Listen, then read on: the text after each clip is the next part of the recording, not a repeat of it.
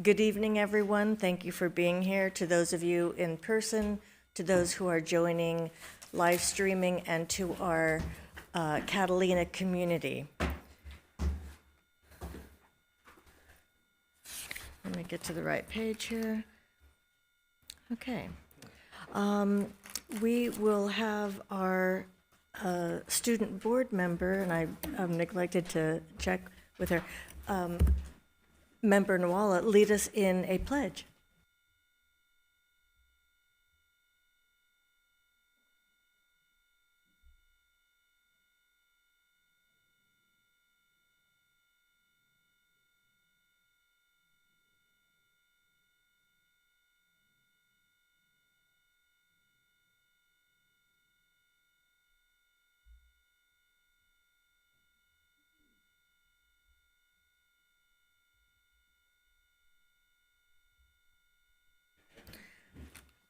At this time, I'll ask our legal counsel to take roll and establish a quorum.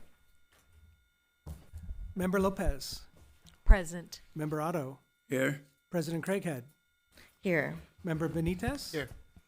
Vice President Miller. Here. And Board Member Nwala. Here. Thank you. We have a quorum. Thank you.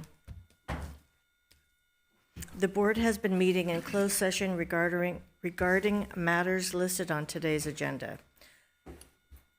The board took action on the following items. On item 3.1, on a motion made by Member Benitez and seconded by Member Lopez, the board voted 5-0 to approve the expulsion of student ID number 201115800. The student will be eligible to apply for readmission after January 25th, 2027. On item 3.3, the board discussed some lateral transfers for administrators, but took no reportable action. And I will ask Dr. Ahn to provide further details. Thank you, President Craighead. At 5:35 this evening, the administrative tracker that shows our lateral movement will be posted to our Long Beach Schools website. I'd just like to add, too, this is a unique year in that tonight we have no promotions. All of the administrative assignments are transfers, and that is significant to us. For more than 2 decades, we have always had promotions, but because of reductions in central office management positions, as well as some of the enrollment-based changes tonight, these are all lateral changes and no promotions. Thank you for that clarification. Next, we have adoption of the agenda as posted. Move to approve. Second. Any discussion? All in favor? Aye. Any opposed? Any abstentions? Our student board member with a preferential vote? I apologize. Aye. Thank you, that passes, oh, see, I spoke out of turn. That passes 5-0 with a preferential vote. Let's see, yes. Now we have our student representative from Cabrillo, Kyra Taumaloto. Taumaloto? Yes, Kira Tepa Taumaloto. Is that good? you. Well, welcome. Thank you. Good evening, Superintendent Dr. Baker, board members, fellow JAGs, and LBUSD guests. My name is Kira Ashley Tepa Taumaloto, and I am the Associated Student Body President at Cabrillo High School. It is my distinct privilege to stand before you all tonight. I am incredibly proud to make my second appearance before this board to represent my school once again, and to share all the remarkable things here happening at Cabrillo. Before I begin, I would like to express my greatest gratitude to Principal Nguyen and my ASB Director, Mr. Gonzalez, for giving me this immense opportunity tonight. I would also like to thank my family, who is right behind me, for supporting me in everything I set my mind to, which has led me to where I am today. Over the past 10 months, our campus has functioned with a clear objective to maximize specialized industry knowledge while building a stronger, more supportive community both inside and outside our classroom walls. What makes Cabrillo truly special is that all of these successes are what shape us into a real community. Whether it is through academics, the creative arts, or our work beyond the classroom, our campus ensures that every single student fits in somewhere. From the engineering labs to community mentoring, there is a place for everyone to belong, and it is that collective sense of belonging that drives our achievements here at Cabrillo. We see this directly within our career-focused pathways, which experienced immense growth this year. Tonight, I am proud to officially present HEART, our newly launched health/medical pathway, which stands for Healthcare Education and Response Training. Set to fully open for the upcoming school year, its foundation is already being built through the student-led Healing Hearts Club, chaired by Senior Class President Samantha Rodriguez. Samantha and her team have already established outreach visits with our local middle schools to run mentoring sessions to support the transition from middle school to high school. This momentum carries right into our Cabrillo engineering design pathway.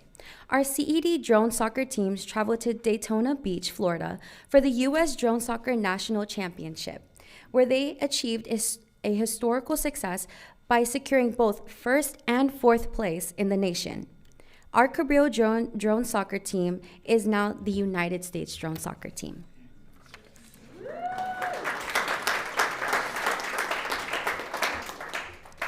Digital arts seniors in our specialized Academy of Computer, Media, Arts, and Animation, also known as SACMA, demonstrated elite technical proficiency at the Museum of Latin American Arts Annual Student Film Festival, where we earned both second and third place overall against specialized programs across the region. Our Cabrillo Academic of Law and Justice, also known as CalJ, expanded its practical civic training by hosting a massive campus-wide Cabrillo Laws Day, where students engaged in a courtroom simulation and mock trials alongside visiting regional attorneys and judges. This real-world exposure directly mirrored the work of Global Logistics AGL Pathway, in which we are celebrating 10 years with the Port of Long Beach partnership. This semester, we launched a formal partnership with Big Brothers Big Sisters, where 20 Cabrillo students underwent rigorous training to become peer mentors. Every Tuesday, from February through May, these dedicated Jaguars spent their afternoons mentoring local elementary school students at Garfield Elementary School. Back on campus, student leadership and our diverse departments focused heavily on community engagement, equity, and life-saving readiness. Our sports medicine trainer, Kagan Kazmar, worked directly with our students to host certificate clinics, resulting in numerous Cabrillo students obtaining their official CPR certifications. In May, we were incredibly honored to host the second annual AAPI Heritage Festival, filling our spaces with vibrant student cultural performances, live music, and incredible artwork submitted by students all across LBUSD. Just a few weeks later, on May 28th, we hosted another second annual Night of the Arts, displaying hundreds of students' visual projects and a unique ceramics collaboration that brought elementary doodles to life as 3D sculptures. Finally, to ensure our parents are true partners in these achievements, our counseling department hosted bilingual financial aid and college readiness workshops to guide families step by step through FAFSA and DREAM Act submissions. These achievements from this school year reflect a steady, unified expansion of our career-focused tracks, student-led mentorships, and community outreach. On behalf of the entire Jaguar student body, thank you for your continued allocation of resources, your steady guidance, and your unwavering belief in our potential. Because of your support, Cabrillo High School continues to succeed. Thank you.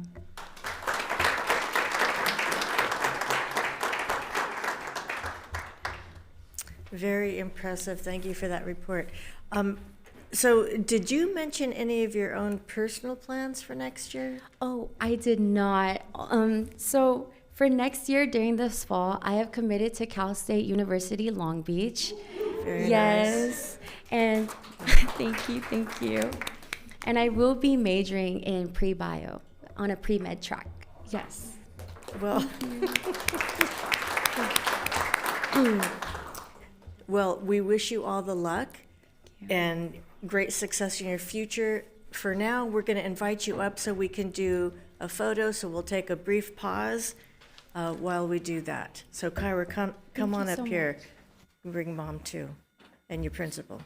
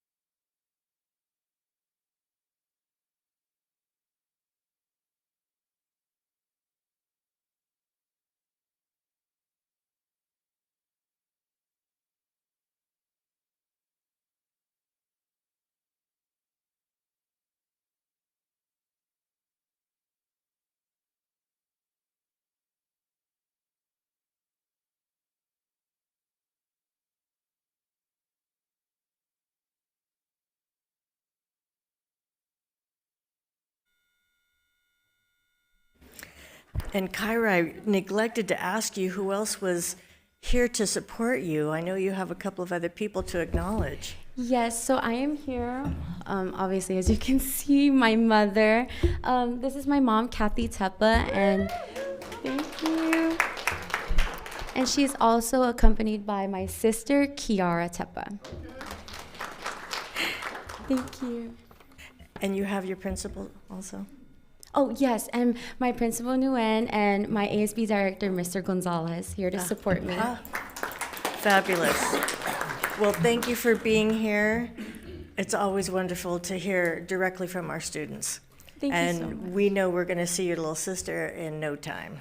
Yes, yes. Thank you so much for having me. Thank you. Thank you. And next on the agenda, we have recognitions, acknowledgements, and reports. So I believe we have a video, so I'll My name is direct our Pat attention. Tisea, and I'm the teacher librarian at Cabrillo High School. I've been really fortunate to be a teacher librarian at the K-5 level for many years, and in the last 5 at the high school level. A teacher librarian's role is really unique. We design different lessons for students to either share and show their work, to research from, and bring those resources together for students and staff. It's humbling to have received the honor a second time because I know that I have a lot of other colleagues who are working just as hard to make an impact for their students and their campus. Right now, we're currently partnering with Long Beach Public Library, and so we have some of our students that have designed a teen conversation club for our multilingual learners. And so I help to facilitate those students to create lessons and games to get some of our second language learners speaking and feeling confident with conversations. So that happens here as well. It's a most unique place on campus because it services the entire school campus in a variety of ways, both academically and socially.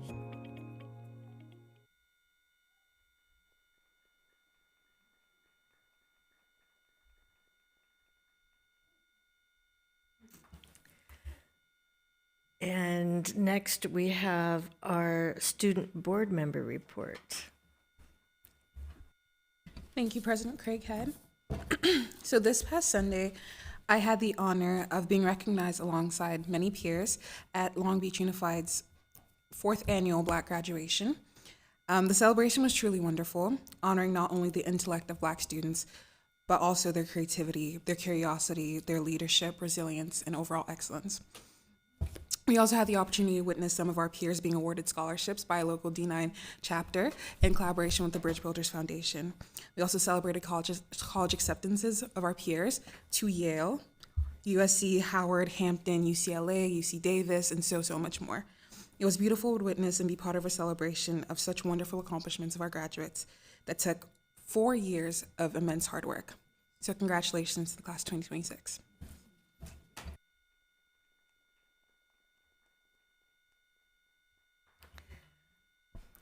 So, Member Nwala has been our student board member for this school year, and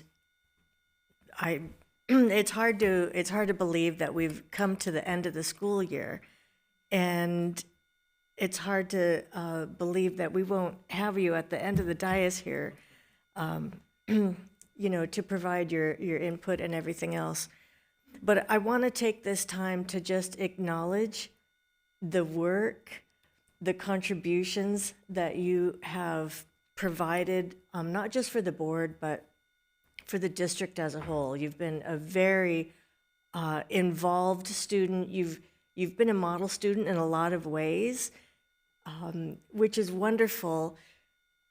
Which is wonderful to see. I've had the opportunity to see you at your own school campus and how you conduct yourself there, the leadership skills that you have, how you lead with grace and strength. And I just want you to know that you're going to be missed, but we do have a small token of our appreciation for you. And so I'd like to present you with this plaque. It has a picture of Member Nwala with the rest of the board. And so please accept this plaque.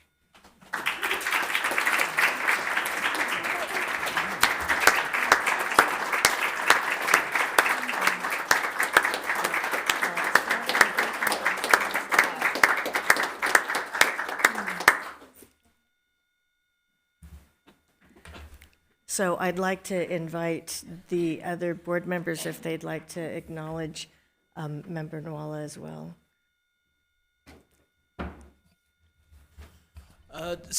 I'll kick us off here with the affirmations here in regards to just how great you've been as an embodiment of our school district.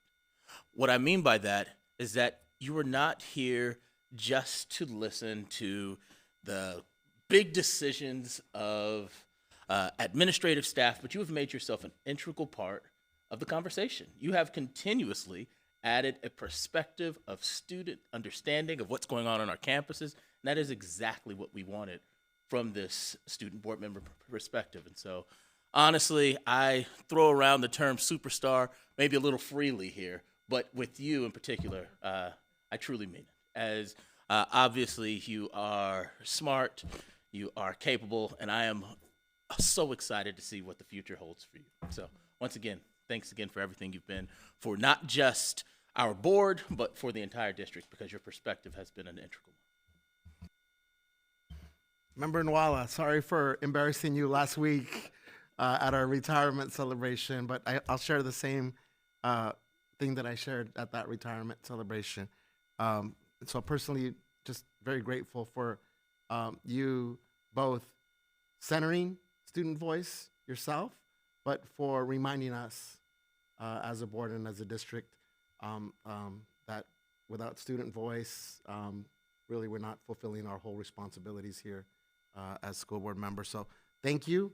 I think you've set the bar extremely high, not just for student school board members, for all school board members. So we appreciate you, and I'm looking forward to hearing about all the continually amazing things that you'll bring in all your future endeavors. But wonderful job, appreciative of you as a colleague, as a student, and as a constant reminder for what it means to center student voice and to affirm it here on the dais. Thank you.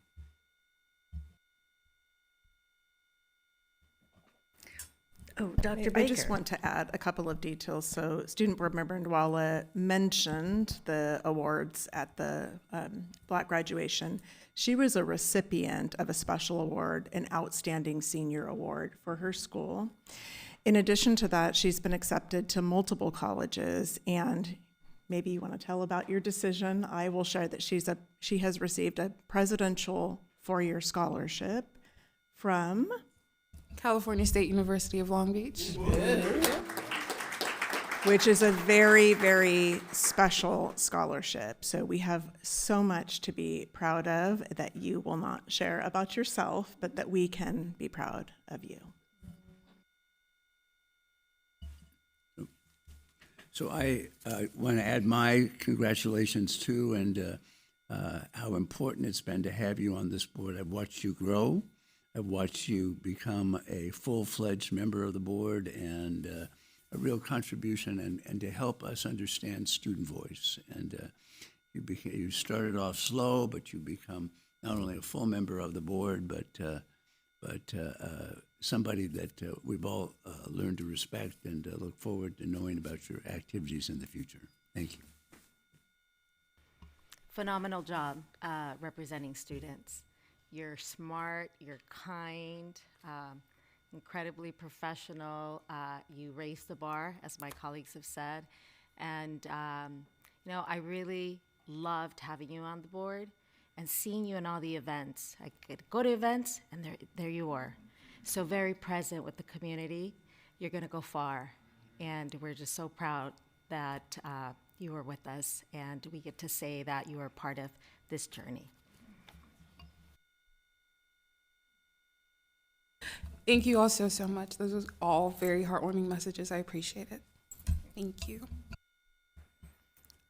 Well, thank you. It's not easy, but we're going to go ahead with the business of the meeting, and that leads us to the public hearing. So that's agenda item number 11. So at this time, we will open the public hearing for the 2026-2027 Local Control Accountability Plan. Mr. Riel, just for some clarification, should I take one item at a time and see if we have any speakers? Yes. Okay, so for the LCAP, do we have any speakers? No, we do not. Okay, so item 11.2, the 2026-2027 budget, do we have any speakers? No. And item 11.3, initial bargaining proposal from the Long Beach Unified School District to the California School Employees Association, Chapter 2, Unit A and Unit B. And for documentation in the agenda, it's items 15.10 to 15.13. And do we have any speakers? No. Okay, so seeing that we have no speakers for those public hearing items, I declare the hearing closed. And we move on to public testimony, and this would be for items on the agenda. Do we have speakers? We have one speaker for items on the agenda, Kat Tasia.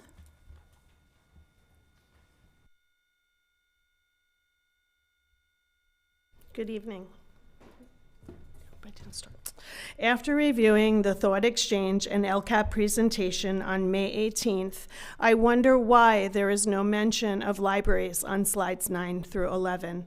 The topic word cloud displayed libraries and librarians 4th and 13th of most mentioned topics. 10 of the 15 highest rated responses are read as follows. Number 1, please use money to our wellness centers and libraries full-time because people with mental illness need support and books from the library.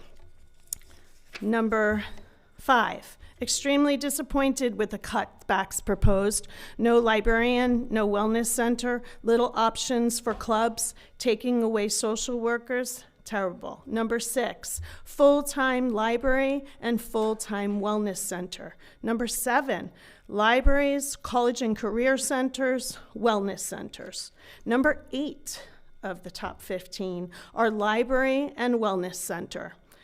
Number 9, robust library services with a diverse selection of materials where students feel safe, welcome, and represented. Number 11, librarians, counselors, and GATE education. Number 14, counselors, library, speech therapists, RAP program, psychologist, teacher aide. And number 15, library education program. These are direct quotes from the highest rated thoughts from the Community Thought Exchange. So I encourage all of you to select the live link to the Thought Exchange and review that word cloud and information and ask why this community information was not presented on the Thought Exchange LCAP slides on May 18th. Thank you.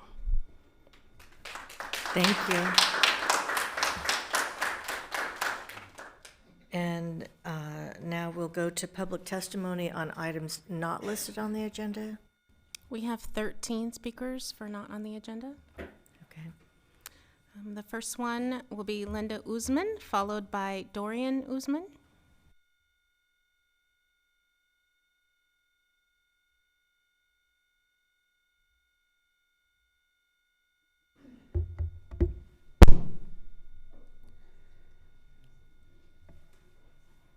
My name is Linda Usman, and I'm here to follow up on the public comment I made on March 18th regarding an incident involving my son and a staff member on campus. The day after public comment, I received multiple calls from the district. When I was finally able to answer, I spoke with Mr. Moraga. At the time, I was unavailable to have a full conversation, so he offered to call me back, which he did. During that conversation, I explained my concerns regarding the staff member who made a comment about my son's weight. Mr. Moraga then asked whether I had heard the staff member's side of the story. I was surprised by the question and asked why that was relevant. He explained that he wanted me to have the additional context regarding the incident. According to the explanation I was given, my son had been walking around with his stomach pushed out, and the staff member responded by saying, "It looks like you've gained weight." Regardless of the circumstances, I do not believe there is an appropriate justification for a staff member making comments about a student's body or weight, especially in front of other students. My son was embarrassed, hurt, and humiliated by the experience. I asked Mr. Moraga directly whether this explanation was intended to justify the staff member's behavior. He stated that it was not, and that he was simply providing context. However, I left the conversation feeling that the seriousness of the issue was being minimized rather than addressed. What continues to disappoint me is the perception that concerns raised by parents about inappropriate staff behavior are not being taken seriously. Over the years, I have been involved with this campus and have witnessed significant changes in the school climate. I have heard concerns from staff regarding how morale is low and fears of retaliation when speaking up about the problems. I have also observed increased frustration among teachers regarding student discipline and accountability. My purpose in speaking today is not simply to revisit one incident. It is to ask the district to take concerns from parents, students, and staff seriously and to foster a culture of professionalism, accountability, and respect.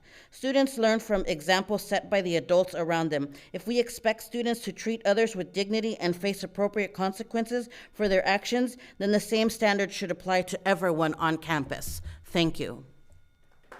Thank you. Next is Dorian Usman, followed by Amos Usman.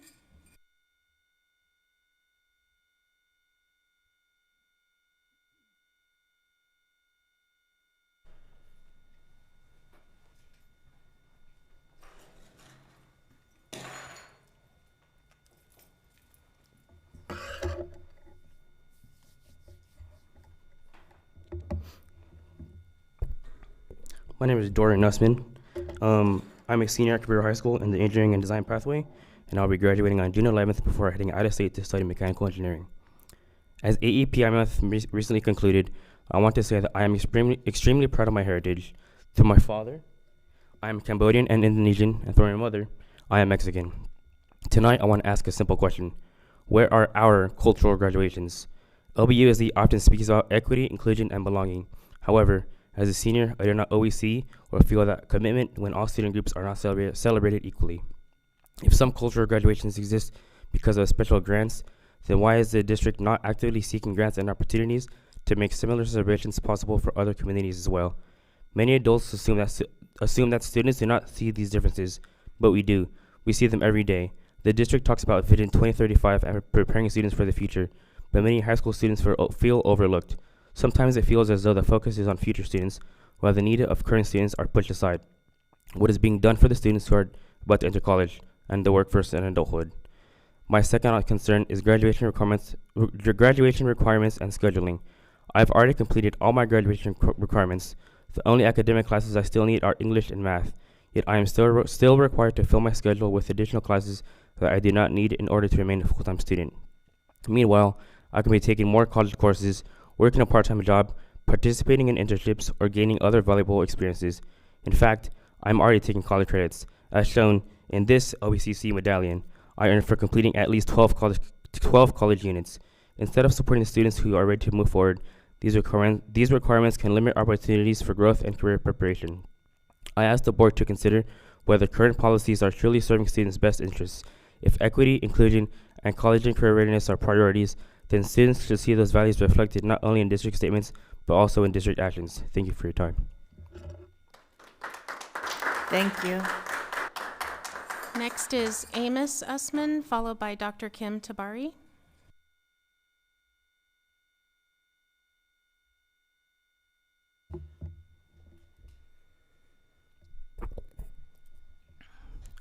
Good evening. My name is Amos Usman, and I would like to continue the conversation raised by my wife regarding accountability and concerns that my families have observed at Cabrillo over the years. My family has been part of the Cabrillo community for 7 years. During that time, we have seen many dedicated staff members who worked hard to support students and families. However, we have also experienced and observed what feels like ongoing bullying behaviors from parts of the administration and concerns from parents that we feel are not being taken seriously or addressed appropriately. We are especially concerned about the treatment of Mr. Gonzalez, our ASB director. Many parents feel that he has demonstrated strong leadership, dedication, and a clear vision for student engagement.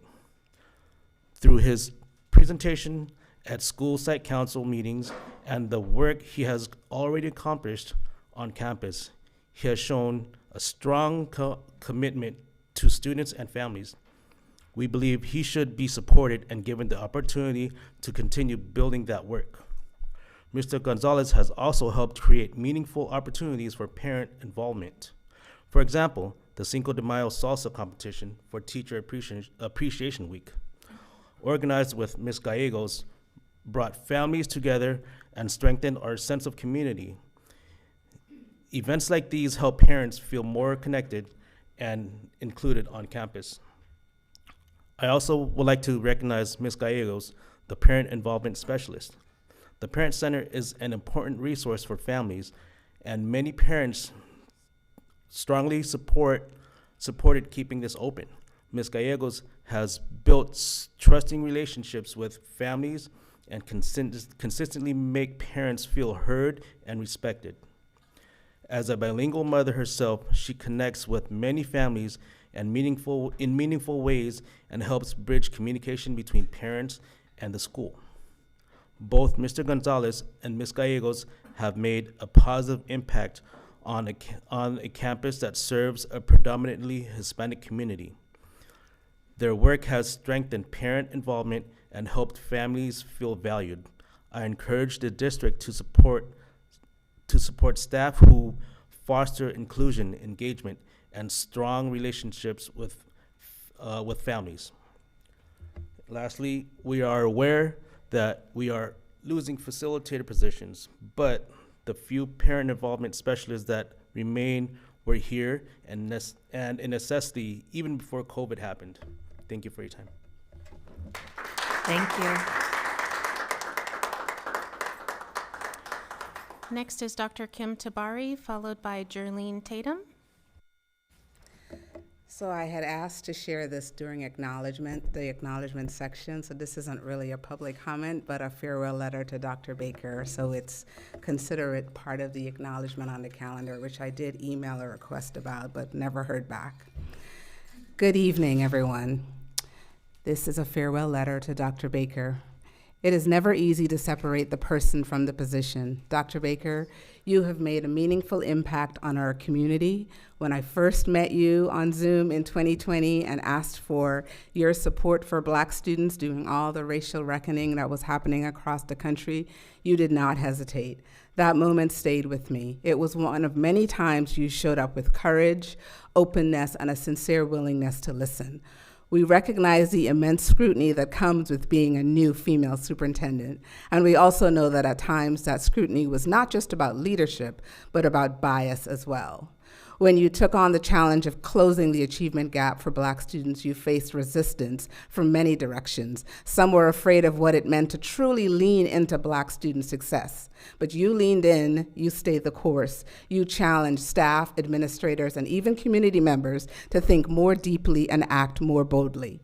What we have appreciated most is that you led from a place of kindness and compassion with a genuine understanding of our children's needs. You understood that when Black children were asked what they needed most, many said they needed a caring adult who will truly listen.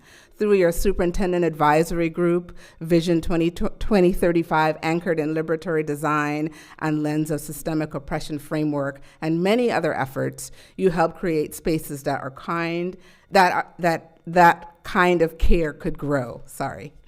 We have had numerous conversations, and in each one you listened and you challenged us. You agreed to some of our requests and pushed back on others. Through it all, you stayed present, and that presence mattered. And as Octavia Butler said, all that you touch, you change. Long Beach has been forever changed by your touch, your leadership, and your heart. Your departure is a real loss for the district as we prepare for what comes next. So thank you from the bottom of our hearts for your service, your commitment, and your willingness to engage in honest and meaningful conversation. Thank you for modeling what it means to be a dedicated leader who leads with love for community and backs that love with concrete data and action to help our children move towards a brighter future. From the 4 Black graduation celebrations to all the community events, Sankofa meetings, and so much more, you consistently show up, greet families, and build real connections. We wish you quiet days, abundant joy, deep peace, and continued laughter in your next chapter with deep appreciation on behalf of our community. Thank you.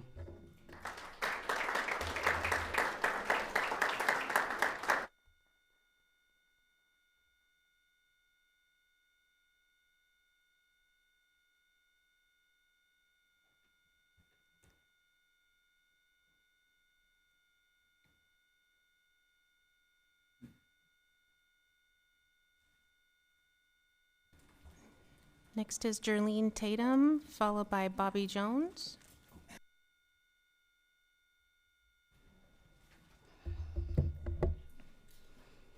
Jerlene Tatum.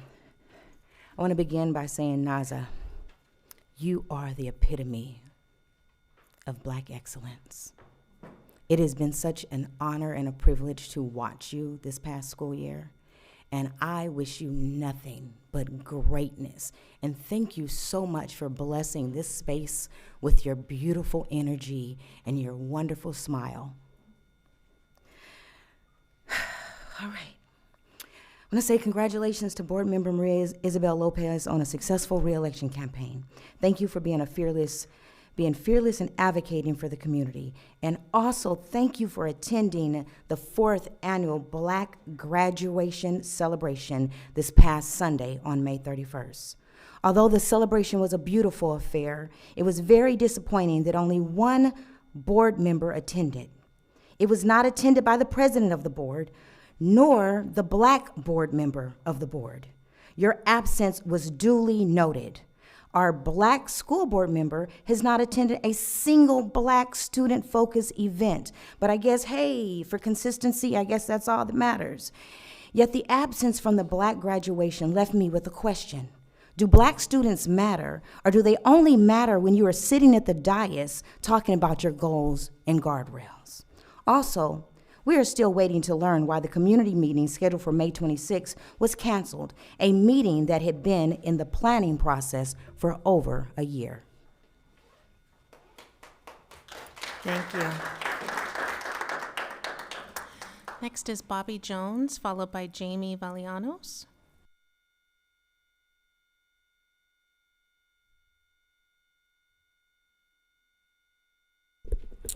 Good evening, afternoon, everyone. My name is Bobby Jones. I am here on behalf of my nonprofit called Grow, Unwind, Connect. I stand here in front of you as your neighborhood yoga dealer. I'm a yoga teacher. But before I became a yoga teacher, I was a professional basketball player. I graduated from Long Beach Poly, 2002. I'm from Compton, but I like to say I'm from planet Earth. After that, I went to the University of Washington, played 4 years there. I graduated with my bachelor's in writing. I love storytelling. And then I got drafted to the NBA. I played on 6 teams, Sixers, Nuggets, Grizzlies, Rockets, Spurs. And then I moved to Italy for 12 years where I played over there. I moved back here almost 5 years ago, back to all you Americans. Not very excited to be back to the rat race and the programming. But hey, you know, we all have to transition. And that's when I fell in love with yoga. 5 years ago, I took the discipline from basketball and I put it into my yoga practice. From there, I did teacher's training. And from there, I created my nonprofit. So I teach at gyms in Long Beach at Iconic. I sub at Yogalution. My daughter's a freshman at Cal State Long Beach.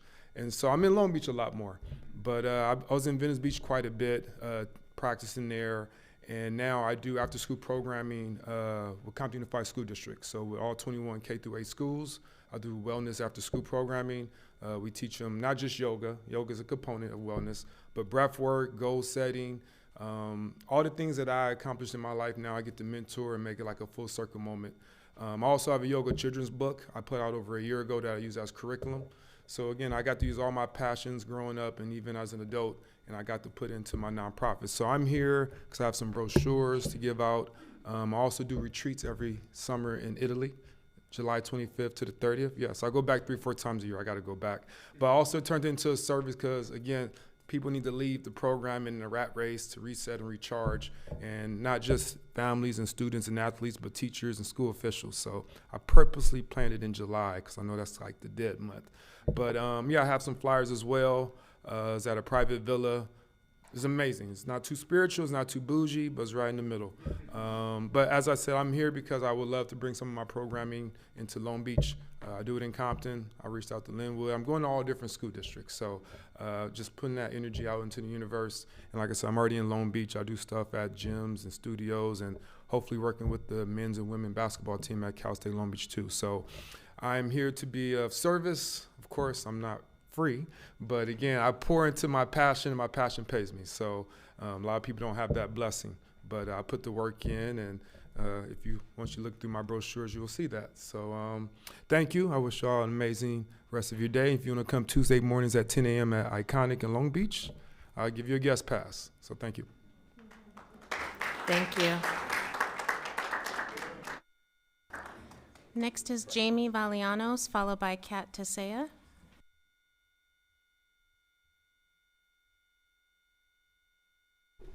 Smaller folk.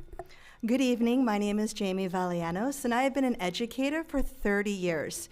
Each month, I've been coming here expressing my own opinions about the cuts to our district's library services. Today, on my way to work, I heard something on NPR that directly supports the need for information literacy, and I decided to investigate myself. Did you know that Amazon is spending $200 billion on AI infrastructure this year alone? Google, $93 billion, Meta, $65 billion, Microsoft, $80 billion. Combined, the world's largest technology companies have poured more than $764 billion into AI since 2020, and they are projected to increase that investment by more than 60% this year. 60%. That is the world our students are growing up in, and they are largely navigating it unprepared. Teachers telling students not to use AI for their work is not enough. The district's own AI guidance document, published June 2025, acknowledges that AI detection tools are unreliable and teachers should not depend upon them. So if teachers can't rely on these tools, who fills that gap? Librarians do. California has a special certification. It's called Teacher Librarian Licensure. Information literacy is not our side project. It is our curriculum. We are the educators specifically trained and credentialed to teach students how to think critically about information. You cannot critically evaluate information and AI output if you cannot critically evaluate information in the first place. That is our expertise. That is our job. And the district is cutting these positions. That AI guidance document was published last summer. Teacher librarians were never consulted. We were never asked for input. We didn't even know it existed. We happened upon it while looking through the district website. And yet the one credentialed staff role specifically built to teach information literacy was never consulted, nor even listed as a resource. That is not a small omission. That's not an accident. It's a choice. This year, the district cut 53% of its library staff. At the same time, LBCC is launching its first bachelor's degree in library science, a program that will teach students about digital tools and applications for large language models. Our own local community college has concluded that library knowledge is more relevant than ever. They are investing in it. We are dismantling it. As the district looks toward its new superintendent, I'm asking leadership to consider the repercussions beyond the financial bottom line. Thank you. Thank you. Next is Kat Tasea, followed by Jacob Gonzalez. Good evening.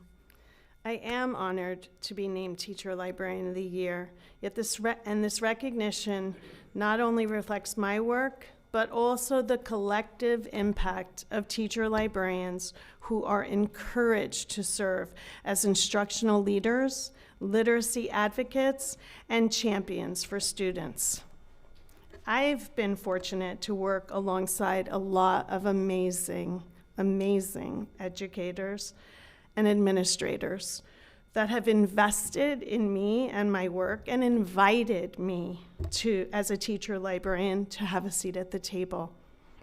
And there are people who have fully understood how teacher librarians can play a vital role in supporting students academically, socially, and emotionally, and creating those inclusive learning environments where students feel welcomed and valued and empowered to grow. Many people are unaware that teacher librarians have both teaching credentials or library credentials, or like myself, a master's degree in library science, that we design those lessons that adhere to model library standards and California content standards, reviewing district-created unit guides, while collaborating with educators to strengthen instruction, teach critical research and literacy skills, and to help students become ethical, responsible users of information. Where all library staff are passionate about ensuring equitable access to digital and print resources and innovative technology tools. We have updated collections that allow our students to see themselves reflected in what they read, while also gaining insight into the experience of others. School libraries are spaces where curiosity is nurtured, creativity is encouraged, and a love of reading and lifelong learning can flourish. As a teacher of 36 years and a teacher librarian for 26, don't do the math at how old I am. I will continue to advocate for the essential role of school library programs, library staffing, and I remain committed to ensure that every student has access to resources, opportunities, and support that they need to thrive, both in school and beyond. Thank you. Thank you. Jacob Gonzalez, followed by Vicky Beyerbrot. Good evening, board members and Superintendent Jill Baker. We are forever grateful for your service in Long Beach Unified and are looking forward to receiving you at Cabrillo's graduation next week. I want to start by sharing a few highlights from ASB this year. We've seen strong student engagement across multiple events, including school-wide activities that brought students together in meaningful and energetic ways. It's been really encouraging to see the participation grow and to see students that take ownership of our school culture. We've also continued to build momentum in the areas like spirited events, lunchtime activities, and collaborative planning with clubs and staff. A lot of behind-the-scenes work has gone into making these experiences happen, and I want to recognize both students and staff at Cabrillo who have contributed to these efforts. At the same time, as we continue to grow in these programs, there are opportunities to strengthen some of our internal communication and coordination processes. In a few recent situations, clearer timelines and more consistent follow-up would have helped support ASB when requested. I come to you with deep concern as we continue to improve systems and ensure that student leaders and staff can work as effectively as possible together. Overall, I'm really proud of what ASB has accomplished this year, and I'm looking forward to continuing to build on that progress. I ask the board to consider prioritizing the support necessary to continuing building up Cabrillo under my program. And I just need to mention that it's so critical to keep this momentum going as we're building up Cabrillo. My commitment is still forever clear on focusing on positive student impact and community engagement. I'd like to thank everybody for your time. Thank you. Next is Vicky Beyerbrot, followed by Dr. Felton Williams.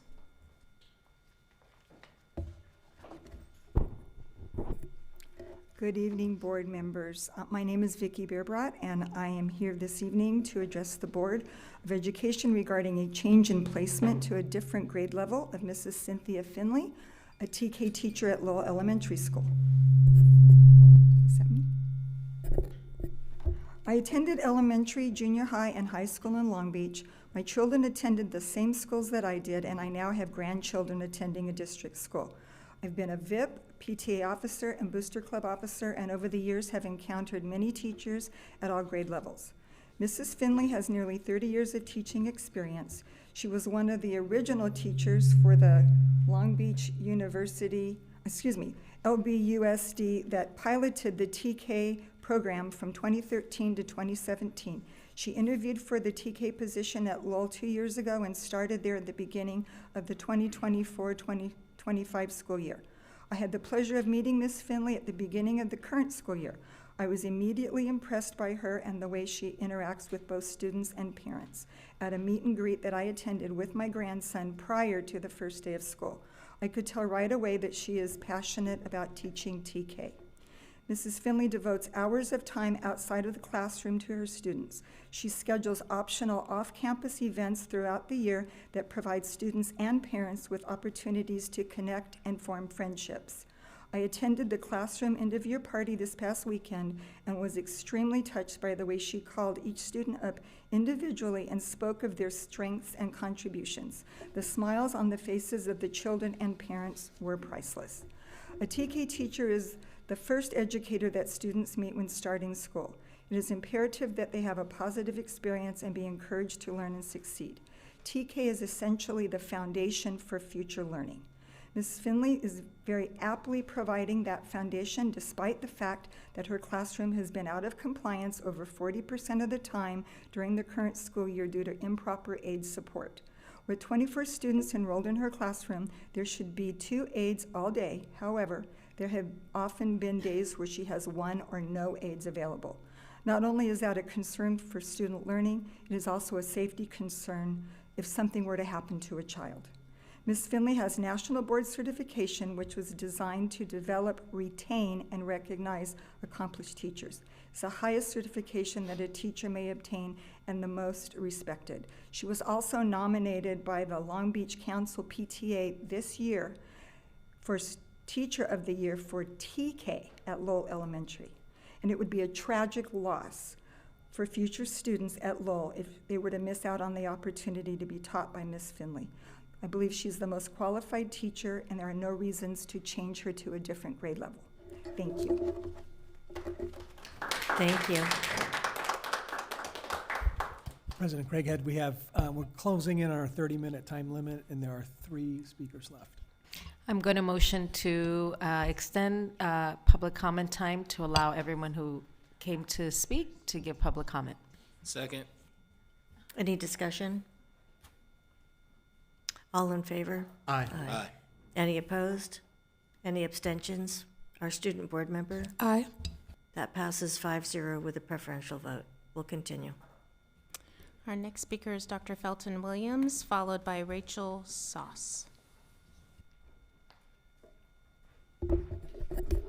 Good evening, Board Member Craighead, members of the board, Dr. Baker, executive staff. I'm here to just comment briefly on the graduation, African American graduation. And by the way, that was a very wonderful tribute to Dr. Baker. Very nice.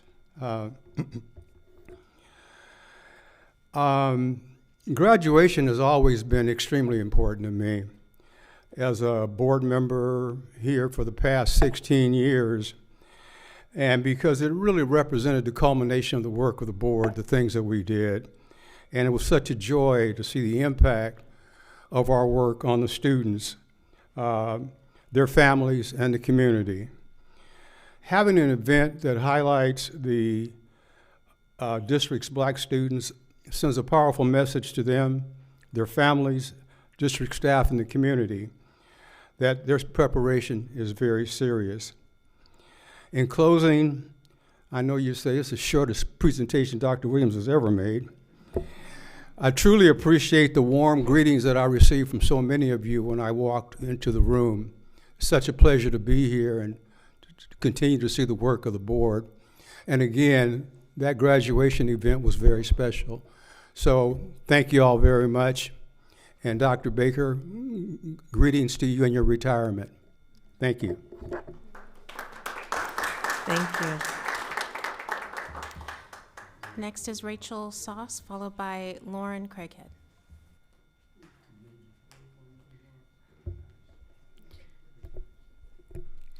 Good evening, members of the board. My name is Rachel Sass, and I'm here tonight to respectfully ask you to approve my daughter's opportunity to attend Millikan High School. My daughter has earned this opportunity through years of hard work, commitment, and excellence. She currently maintains a 3.8 GPA and has received multiple academic awards and has constantly been recognized on the principal's honor roll. She is exactly the kind of student any school would strive to have: disciplined, motivated, respectful, and determined to succeed.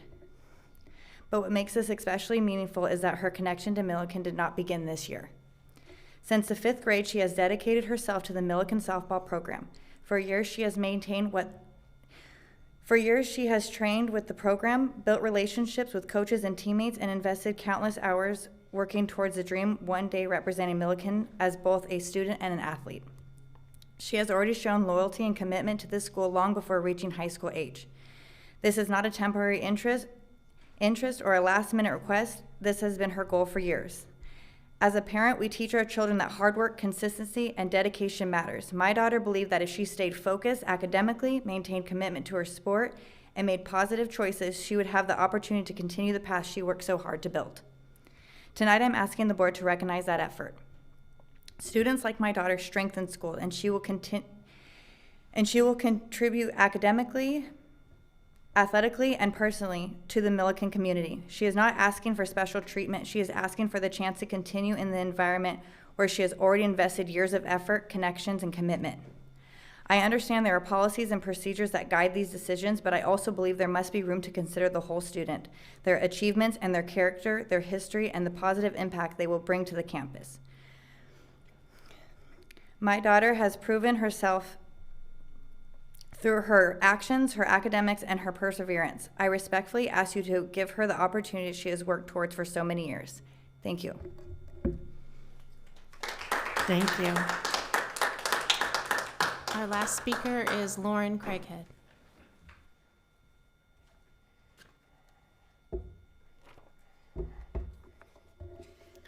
Good evening.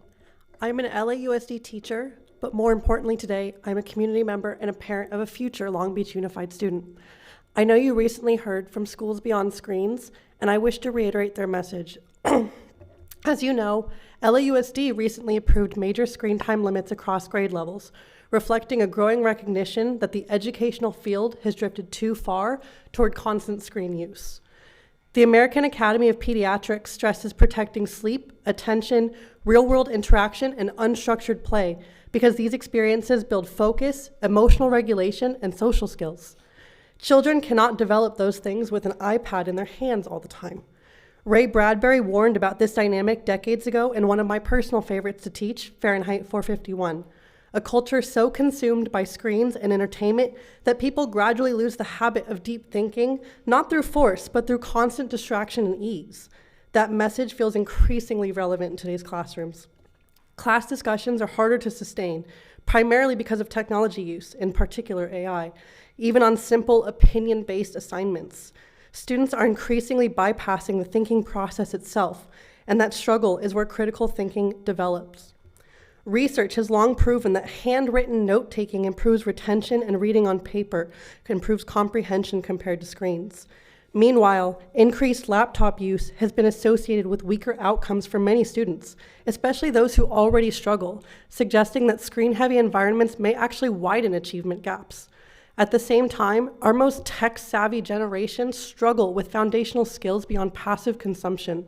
They can scroll endlessly, but typing and research, to name a few important skills, are nowhere to be found. We absolutely should teach students how to use technology, but in structured, skill-based ways and at developmentally appropriate ages. One major issue is gamified education, learning platforms built around points, animations, and constant feedback. While engaging on the surface, they condition students to expect an instant reward. We're seeing this beginning very early, even right here in Long Beach, as kindergartners are practicing math fluency with Gigi the penguin, although practicing is a term I use lightly. That is not the learning environment I would want for my daughter. Feedback should come from teachers so that our children have real relationships and feel encouraged by real people. In Hunt Gather Parent, Michaeline Duclay writes about how children build stronger intrinsic motivation when they aren't constantly driven by external rewards. But when learning is overtaken by casino-like colors and sounds, students begin working for that reward rather than for understanding.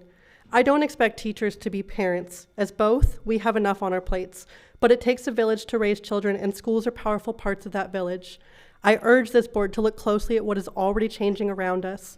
Limiting screen time isn't about resisting progress, but rather protecting attention, strengthening thinking, improving learning outcomes, and ensuring students still learn how to learn. Thank you.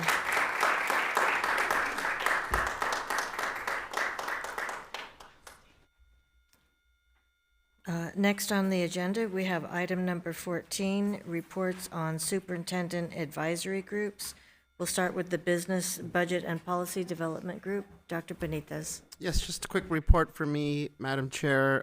So our Budget and Policy Superintendent Advisory Group is meeting with Greg Klein from the Council of Great City Schools on Monday to go over one of the items that's in a part of our student outcomes focused governance, which is a policy diet. And it's an approach to both reviewing policy, but also aligning policy and practices with our student outcomes focused approach. So more of an update to come after our meeting with a framework for us to proceed with the policy analysis, review, and alignment. Thank you. Next, instruction and student learning supports. Member Lopez? No report this evening. Thank you. And Workforce Development, Member Miller. No report this evening. Thank you. That brings us to our consent calendar. So we'll need a motion. Move for approval. Second. Is there any discussion on the consent calendar? I do have a few questions. Item 15.8, number 4 and 42, we have two tech contracts, one for $45,000, another for $150,000. And the board approved just the last meeting, a $9 million contract over 3 years, on top of the $42 million software contract earlier this school year. Can you please elaborate on those two contracts, the $45,000 and the $150,000 contract? Yes, good evening. Board Member Lopez, thank you for those questions. I'll take item 4 first and explain that one. So C3 is a local Oracle specialist contractor that assists our IT staff in supporting some of the legacy business systems. So these are the systems that we are, in fact, actively replacing through the RPM, the larger project, but for now they're still in our environment.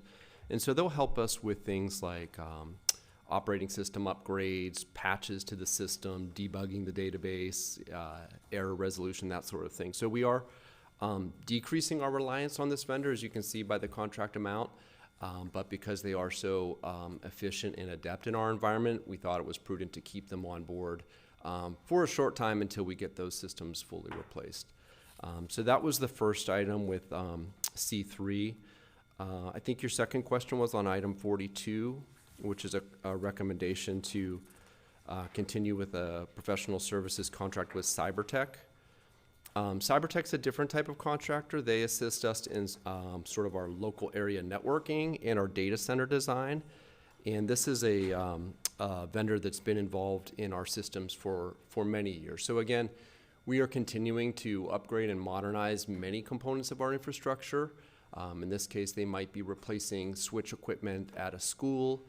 They may be helping us implement some of our security policies, tightening things up within our environment. There's always upgrades and patches and things like that to install. So that's the type of work that Cybertech does. Again, decreasing reliance on this vendor, but we felt that it was prudent to have them on retainer to perform these types of routine upgrades. Again, network and data center. Do you have an idea how much we spent in tech this year alone? I don't have it off the top of my head, but I'm happy to pull those numbers for you. Thank you.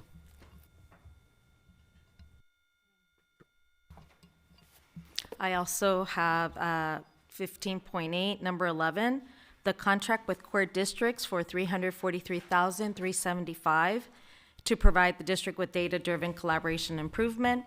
And I've previously raised this concern regarding contracts being awarded to organizations in which members of the district leadership sit on their board. In this instance, Dr. Baker sits on their board, and this is for legal counsel. Could you please explain once again for the public why you believe the situation does not constitute a conflict of interest under applicable law? And I know I've asked, and I know you've said before that this is not a conflict of interest. But I also like you to clarify what safeguards are in place to ensure that contracting process remains free from undue influence.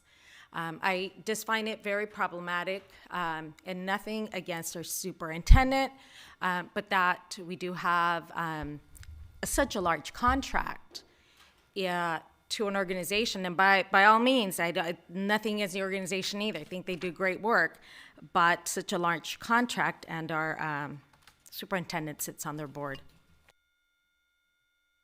As we've clarified each time you've raised this point on a core contract, this is not considered a conflict of interest. First of all, the board is the one that's approving the contract tonight, not the superintendent. So that's a board's function, not a superintendent function. Under conflict of interest code, section 1091.5 identifies what's called a non-interest. A non-interest under the government code is specifically for serving on a nonprofit organization that you're non-compensated for, which is what Dr. Baker is doing for the core districts. In addition, Dr. Baker is not involved in the contracting process. This contract comes out of research, so she's not involved in the contracting process either way. But under the Government Code Regulation 1091.5, this is considered a non-interest and therefore not a conflict of interest. One question for me, actually, it's a request for Dr. Baker vis-a-vis our SPED team, Dr. Baker. So under consideration today in the consent calendar is the SELPA plan. And I know that we get these numbers from time to time. Can we get the current number of students with IEPs and 504 plans at whatever time you deem appropriate to get that data? Absolutely. And I'd like to qualify the request because I know that Ms. Takahashi is going to present to us an update regarding May revise. And I want to highlight, and I'll do it again on my board report, that although some one-time funding is going to provide one-time support that will be going to SPED, we still have an overall budget shortfall, particularly for our most underserved students. So I'd like to comment that I want our communities to stay vigilant, that just because this seems like, and it is promising short-term news regarding the budget, it doesn't address our longer-term systemic issues, particularly for our students with disabilities. Yes. And Dr. Sosa Valderrama may be able to provide that during this meeting. Only if we can give you accurate data will we do it during the meeting. Thank you. Thank you. Also, just a notation about the SELPA plan. I'm sure as you've read it, you'll notice that this year's update is solely the budget update, which is Section D of that plan. So thank you. That's where my question was coming from. Makes Dr. sense. Before we take a vote on this, I'd just like to thank the Century Club. They made many $2,000 donations to our middle schools for middle school sports. So thank you to the Century Club. And then also thank you to the volunteers for our Citizens Bond Oversight Committee, Raul Nario and Russell Simpkin. They volunteered their time to do this, which is wonderful. So thank you. Further discussion? No? In which case, I will ask that we have a roll call vote. Member Lopez?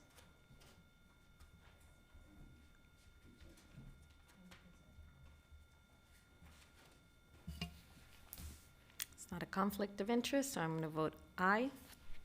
Member Otto? Aye. President Craighead? Aye. Member Benitez? Aye. Vice President Miller? Aye. Student Board Member Nwala? Preferential vote? Thank you. That passes. Thank you. 5-0. And that was 5-0 with a preferential vote. Thank you. Next on the agenda, we have item 16, staff report, the 2026-2027 LCAP, Local Control Accountability Plan, and budget update. Welcome, everyone.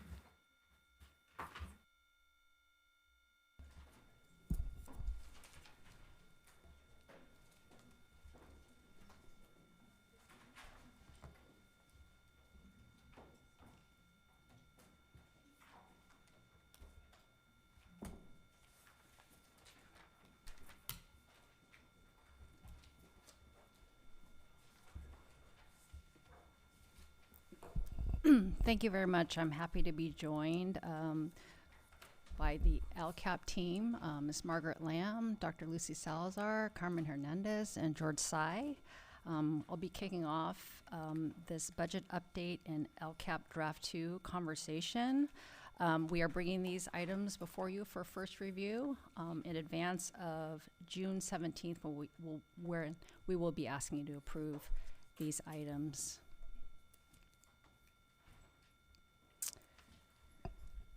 So with respect to the budget, we're just highlighting here where the budget adoption is nestled within the context of essentially a year-long budget and financial reporting process. We've actually been budgeting and projecting this year for many years as we do multi-year projections 3 or 4 years in advance. But the budgeting season really kicks off with the release of the governor's budget in January. The state revenues comprise the lion's share of our budget. So that's a very important moment for us, is the release of the January budget. That budget is revised with the May revision that just came out a few weeks ago and that I spoke about at the last meeting. And here is where we are asked to approve the district's budget and LCAP together. The state will approve its budget by June 15th, and then the governor has days to sign that budget. So we are asked to approve the district's budget in advance of the state revenues being really solidified within that state budgeting process. We have 45 days to amend the budget to the extent that there are significant changes in our revenue picture by virtue of the state budget. And then in December, we take a look at our revenues and expenditures and provide a report called the first interim report. We have the second interim report in the March timeframe.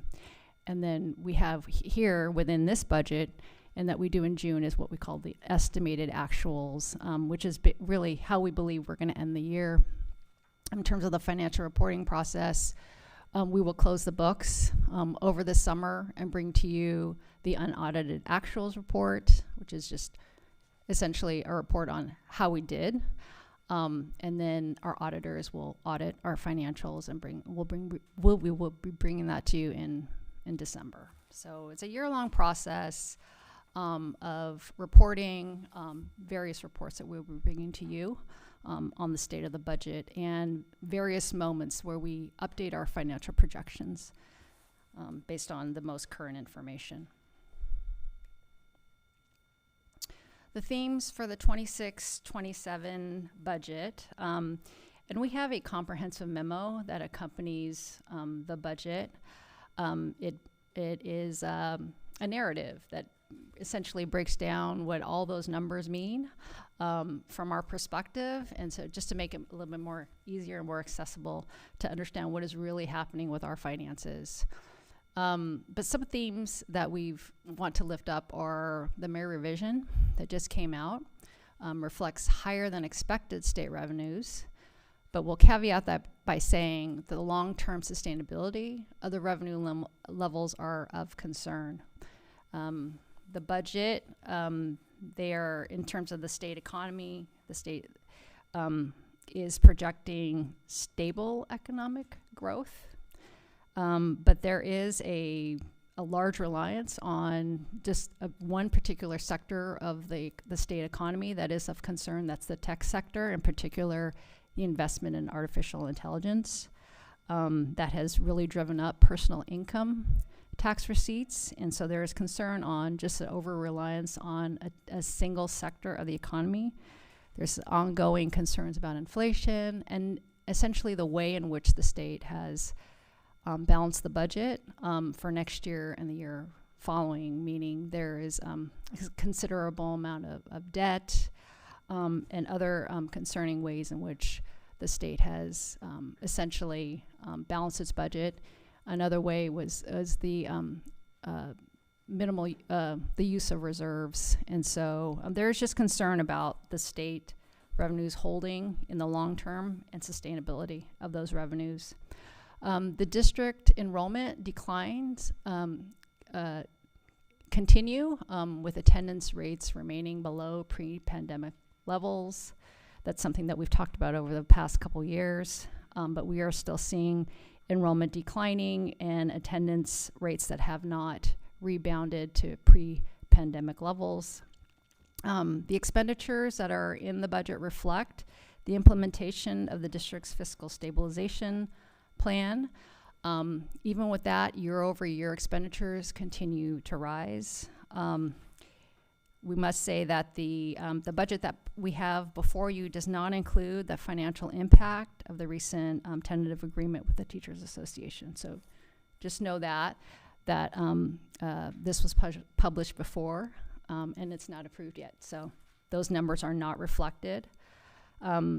There is a significant one-time funding that is providing general fund relief, so our unrestricted expenditures are lower because we have been able to utilize one-time restricted funding to cover those expenses. So that's really of note, as we have approximately $100 million within the next several years that we have that we will utilize for general fund relief.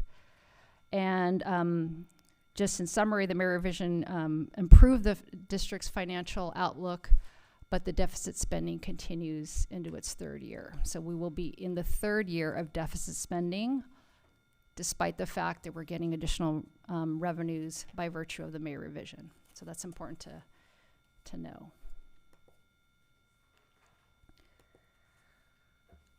So this is our overall budget. This is our operating funds, 1.34 billion. We have, and that's why we talk about the general fund most of the time, is our general fund makes up the lion's share of the revenues that we receive. We also have our cafeteria fund, our nutrition program at 49.3 million. That is a very healthy fund because of the universal meals program that we've been very grateful to have and to be able to feed all students free of charge. We have our child development fund, which is our Head Start and CDC programs, as well as our adult education fund. So those are our operating funds, and the general fund being obviously the largest. And this is how our general fund revenues break down. We must note that some of these numbers are cited incorrectly in the slide, so I'll just verbally correct them. It doesn't really change the percentages or the amounts materially, but just wanted to note that these numbers here on the slide do not necessarily align to what's in the budget. We have LCFF, this says 827, it's 837 at 67.8%. Federal revenues at 54.7, it's 4.4%, as opposed to 5.8% stated here, and other state at 310.3 million at 25%. So you see that LCFF is almost 70% of the budget. We've got federal revenues at 54.7. Those are our title programs, special education funding. We've got an other state funding that includes the Extended Learning Opportunities Program, special education funding, Prop 28, and then our large block grant that we'll talk about.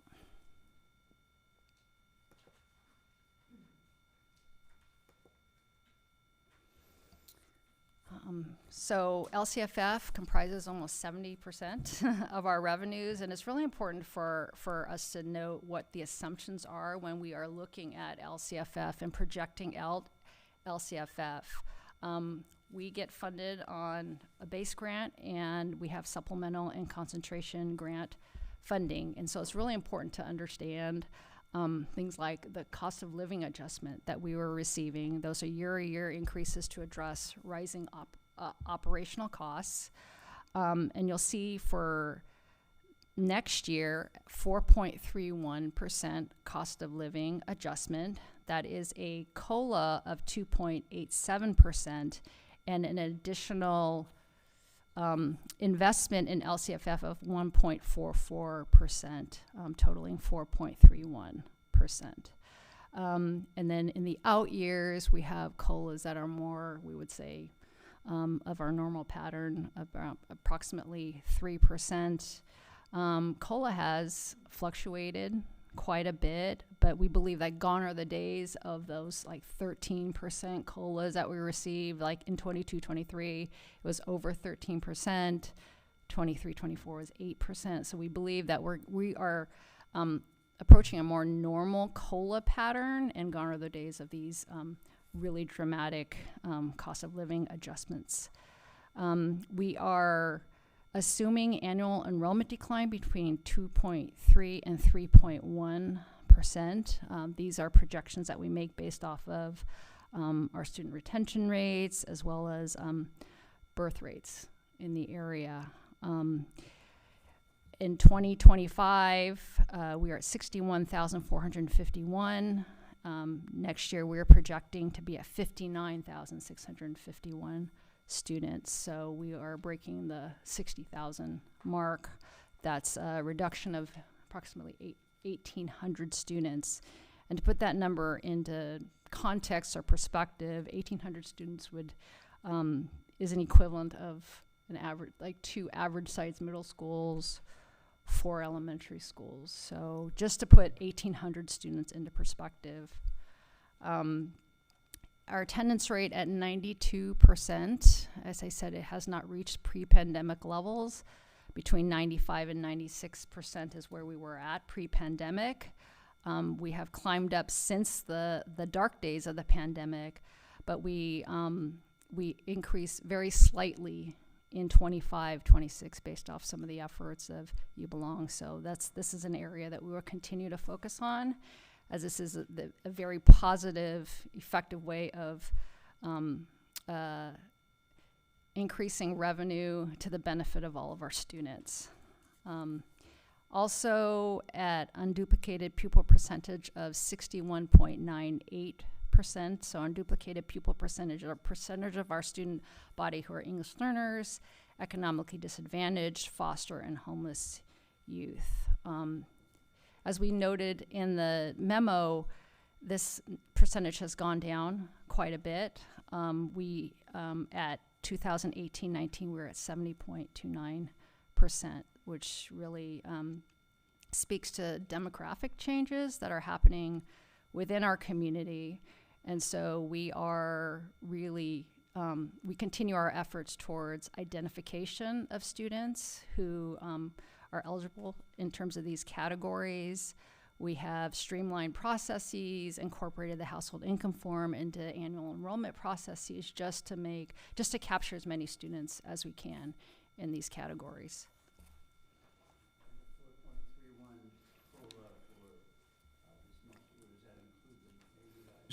Yes. Yes. So our budget that we're bringing before you incorporates the May revision proposals, which may change ultimately, but that's the basis for our revenue assumptions. This next slide just puts the COLA that you just said, Mr. Otto, into perspective as to how much actual additional revenue we will be getting. And so because we have declining enrollment, reduction in unduplicated pupil percentages, when we look at what we're getting in terms of 4.31% for next year, the district is not actually receiving 4.31% additional revenue as opposed to this year. It's offset by declining enrollment and other factors. So for next year, it'd be 2.04% increase to revenues, even though we're getting a COLA of 4.31%. This year for 25-26, we actually receive less revenue because of declining enrollment and other factors. So it's just important to note when we talk about COLA, we're not getting all that money because of things that are happening within our district, such as declining enrollment.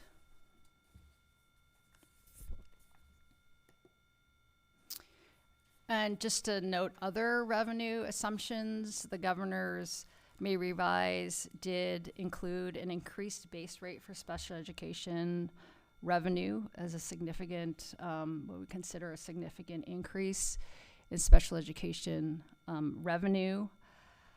But we must say that the funding for special education remains very inadequate to cover the costs of supporting our students with disabilities. We have over $150 million contribution from the unrestricted general fund in support of our programs for students with disabilities. So very welcome, very glad that has been proposed, but the funding is very inadequate to cover the costs of services for our students.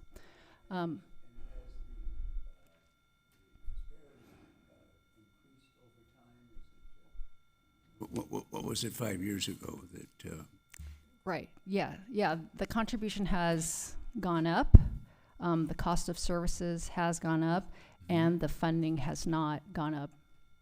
There was a reasonable amount of federal money. Are we still getting that amount, or is that even that declined? It's about $14 million. So when you look at our special education program, it is very inadequate from the federal government, but definitely from the state. Thank you. Yes. Yumi, can I speak? Yeah. I want to make sure that we highlight, if I'm understanding Mr. Otto's question, and I think it's important for our communities to hear this, in the context of the broader budget picture. Our responsibility is to provide the highest quality services, programs, supports for all students, irrespective of what the students' different needs are. And I think we need to be clear here that this is not about us taking from this pot to do this thing. It's to provide the highest quality support, programs, and services for all students. The point here is that the revenues that we receive and will receive on these, based on this budget analysis, are inadequate to cover the actual costs, whether that's through actual present day costs or the projected increase in costs. So when we talk about restricted funds versus unrestricted funds, the unrestricted funds are primarily from LCFF funding, and there's a difference there that I'll ask Margaret to speak to when we get to that.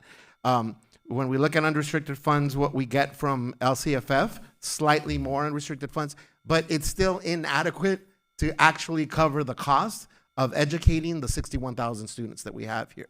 So what I worry about is sometimes folks either intentionally or unintentionally misrepresenting what we actually get versus what it actually costs to educate students. And I worry about what folks will do with this pie chart without understanding context of what it actually costs, not divided up by, well, what does it cost for our English learners? What does it cost for our foster kids? What does it cost for our students with disabilities? No. We have 61,000 students. Here's the cost of educating that. So I hope that in the context of when we talk about budget engagement, when we talk about LCAP, that we don't unintentionally pit our sub-student groups against each other, because that should not be a concern for a parent or a community member or a caregiver. Our concern and responsibility is to make sure that all of our students get the services, the programs, the supports that they get, and the emphasis on we are inadequately funded federally, state-wise, and with grants to be able to do that with the current enrollment. Those points. We also have an increase in one-time funding in the student support and professional development block grant. We proposed was approximately $50 million in revenue in this block grant, and with the sunset of 2029, 2030, correct? And so there's again some one-time funding, significant in that it provides some general fund relief on a short-term basis. We are spreading out this funding for as long as possible, so that we have some stability in our budget. But just know that our unrestricted expenditures over the next few years, because of such large amounts of one-time funding, are artificially low in our budget. And once that funding goes away, they will rise absent fiscal stabilization measures. We've also have federal revenues in our budget that just reflect 25, 26. We have not heard of large threats to the entitlement programs again, but we will be watching that very closely. But we have reflected federal revenues at current levels. When do we expect to hear, or do we have any idea about what we're going to get? Yeah, the federal budgeting process works on a completely different timeline. Within the next few months, we should be hearing at least more in terms of like proposals for the upcoming school year. So that's it for revenue. If there are some questions on revenue, and if not, we will move to expenditures, and Margaret will cover that.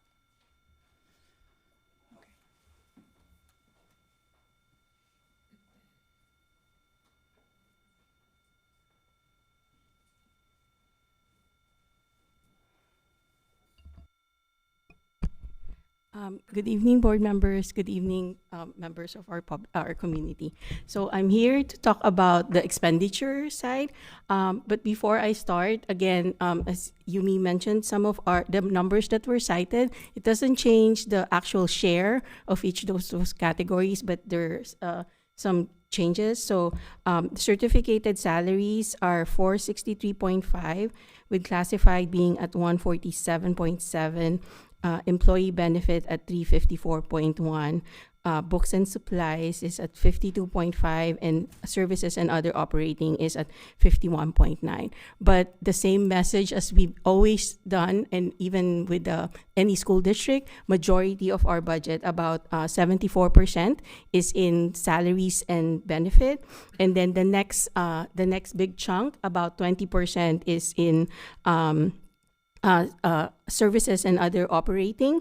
It's mostly contracts related to the 251 is mostly contracts for special education contracts. We have the ELOP and after school contract that just goes to board, and then the home to school transportation, utilities, and the other LCAP related contract, as well as IT related contracts are embedded in there. And then we have books and supplies. There's a slight increase compared to last year because we're anticipating that we're doing textbook adoption for the 27-28 year, but we're purchasing it a year in advance in 26-27 for the springtime. This in this side, it's just a different graphical representation of what the expenditure are. It's 1.27 billion. A big chunk of it is it's funded by local control funding formula and the unrestricted side. Our LCAP right now, which we would discuss in later slide, is about 960, but 933 of it is coming from unrestricted, and we have about 13.4 in federal and another 13 million in the state funds that we're using, but it's part of our goals and action inside the LCAP. So aside from the base and we have a contributing expenditure for supplemental and concentration. These are the expenditures that we're spending towards helping and improving services for our unduplicated students, which includes your free and reduced, your foster kids, and your English language learners. And then we have about our state grants, which is listed. The special education portion of the state and the federal here only shows the one that's funded by state and federal revenues. The total program for special ed, as is the SELPA plan have shown, is about 300 million in expenditures. And then you have other big chunks are the ELOP or the Expanded Learning Opportunity Plan of program of 57 million. That's in partnership with After School Education, which is about 12 million. And then you have the on behalf of pension contribution of 47. That's almost like a technical pass-through. You have a revenue and an expenditure because of how the state does their accounting. And then you have your arts and music in school. I think in last board meeting, we were asked how much is our arts and music in school, the Prop 28 funds, specifically for arts, it's about 14 million. And then Margaret, just one clarification on the arts, the arts funding. And as I understand it, a certain percentage of it has to be used for staffing? Yes. So 80% of the arts and music Prop 28 block grant has to be spent on staffing, and that's what our school is doing. Yep. So basically, all the funds are allocated to individual school site. It's almost like a school site specific grant, and you could not move it from one school to another. So, and they have to spend it 80%, and our arts office actually checks on them on making sure that we're in compliance with how we're using that grant. And then we have the Golden State Pathway Program. This one is a grant that we received last year. And then in 25-26, they spent about $3 million. And this year is the last year of the grant. So they're expected to spend the entirety of the program. And then we have the CTE workforce. And then we have other smaller state grants. The biggest chunk of our federal is the different title programs. It's slightly lower in 26-27 because we fully use up a lot of our just like by law, we fully use up all our carryovers in 25-26. So that's 40 is just current year, mostly current year revenue, except for a small carryover. So that one assumes that we would get the same entitlement for 25-26. So if there's any change in the federal budget, we would reflect that as well. And then you have your small local grants and entitlements. Some of the revenue highlights is that the projected unrestricted expenditure reflects significant use of one-time funding. It's mostly really the student support and professional development BRAC grant. What we try to do is to make sure that it's a stable environment for our programs and for our students, that we actually stretch it out in a very stable manner. So any changes in the state enacted budget would change our expenditure trajectory as well, not just the revenue.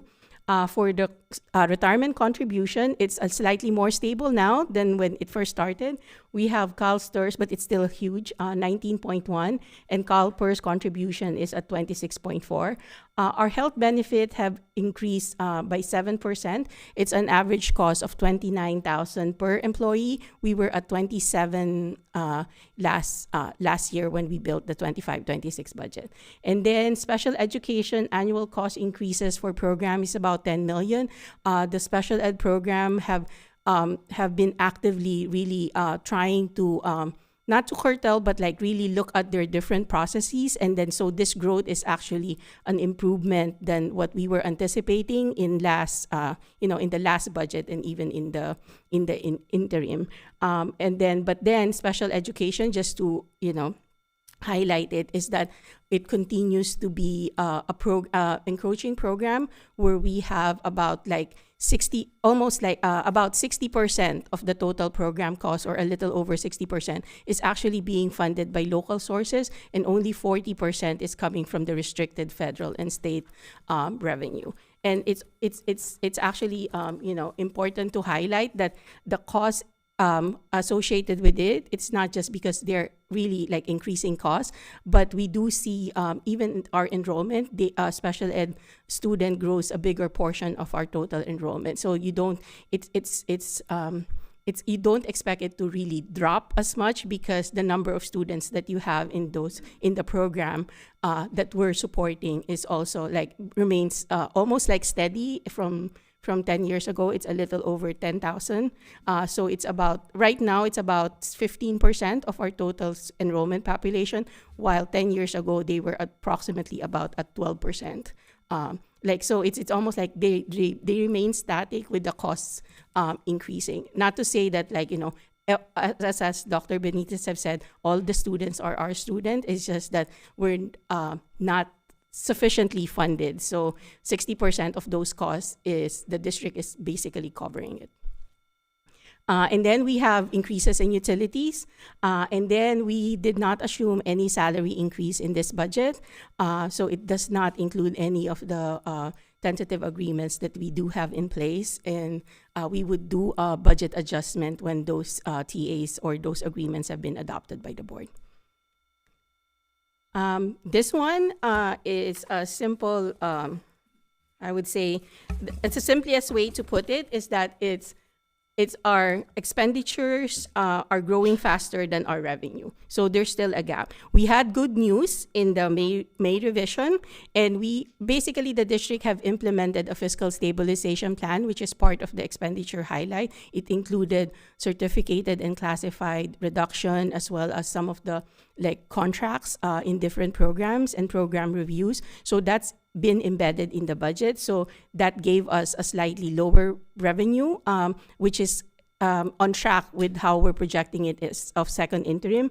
But if you look at the revenue side, you see that the revenue actually went up a little, and this is because of the may revise good news, whether in LCFF, one time, or even the special ed. But it is important to note that there's still a gap. Like, we have good news, and we commend the state for actually giving us a little bit, like not a little bit, but more money than we're expecting. But unfortunately, it's still not enough. So, and then for this budget year, we actually added a new year, because we always have like, we have to project a new year for this budget. So in 29-30, we're still anticipating that we have a spending deficit of about 95 million. And so as for the ending balance, our ending balance continued to decrease. If I were to use an analogy or an example, it's looking at it. It's like looking at it like your household budget. Like, there are some times where your expenditure is greater than the paycheck that you're getting, so you dip into your savings, and that's not issue if it only happens one time, 2 times. But if you see it year over year, we know that in our household budget, that's not going to be sustainable. So basically the district, I'm in the wrong, I moved too far. We're basically in the same scenario. Basically what we're seeing is that our ending balance would eventually go down further in 29-30 up to the 63. Although we're still meeting that 2% statutory requirement in 29-30. As mentioned before, 29-30 is also the year that the one-time funding transfer, the artificial transfer of about 25 to 30 million a year, goes back to the unrestricted general fund unless we do something. So those are like some of the risks involved when we look at the ending balance and we stop at 29-30, because we want a more sustainable program longer than 29-30. But to put it now, to segue to the LCAP, although we have very limited resources or we have declining enrollment, the district continue to invest its funds to its goals and priorities. And very similar, we're basically trying to maximize or doing almost like a synergy of sort of trying to see, like, these are our different resources, what are our goals and what are our priorities as a district, and trying to use those resources, leveraging them together, looking at it from a very holistic perspective rather than just, oh, this is my program, this is your program. We're looking at it as a whole, which now I'll turn it over to Dr. Salazar for the LCAP discussion, unless you have any questions on the expenditure side. Thank you, Margaret.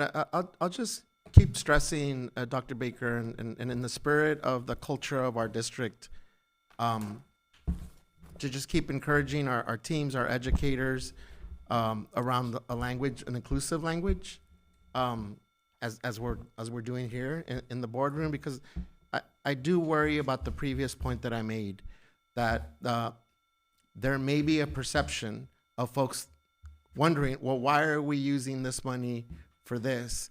And our ultimate responsibility, legally, mind you, that's why it's so important that when we talk about students with disabilities, they have a legal right to through ADA, through FAPE, and I do worry that when we talk about tough budget times, that folks start asking, well, why are we using this for that? Well, you would ask the same about why we're educating 3rd graders, or why we're educating Black students, or why we're educating multilingual learners. So I want to keep encouraging our team, our educators, that language is super important when we discuss budget, and that it isn't about, well, we have to use this to cover this or use that to cover. We're covering all students' needs, all students' supports, all students' programs, and part of that is that we have a very diverse, unique group of students.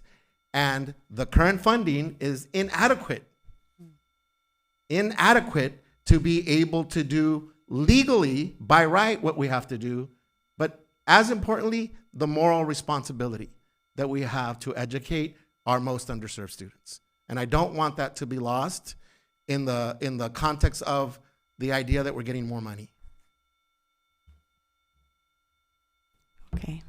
Thank you, Margaret, and good evening to everyone.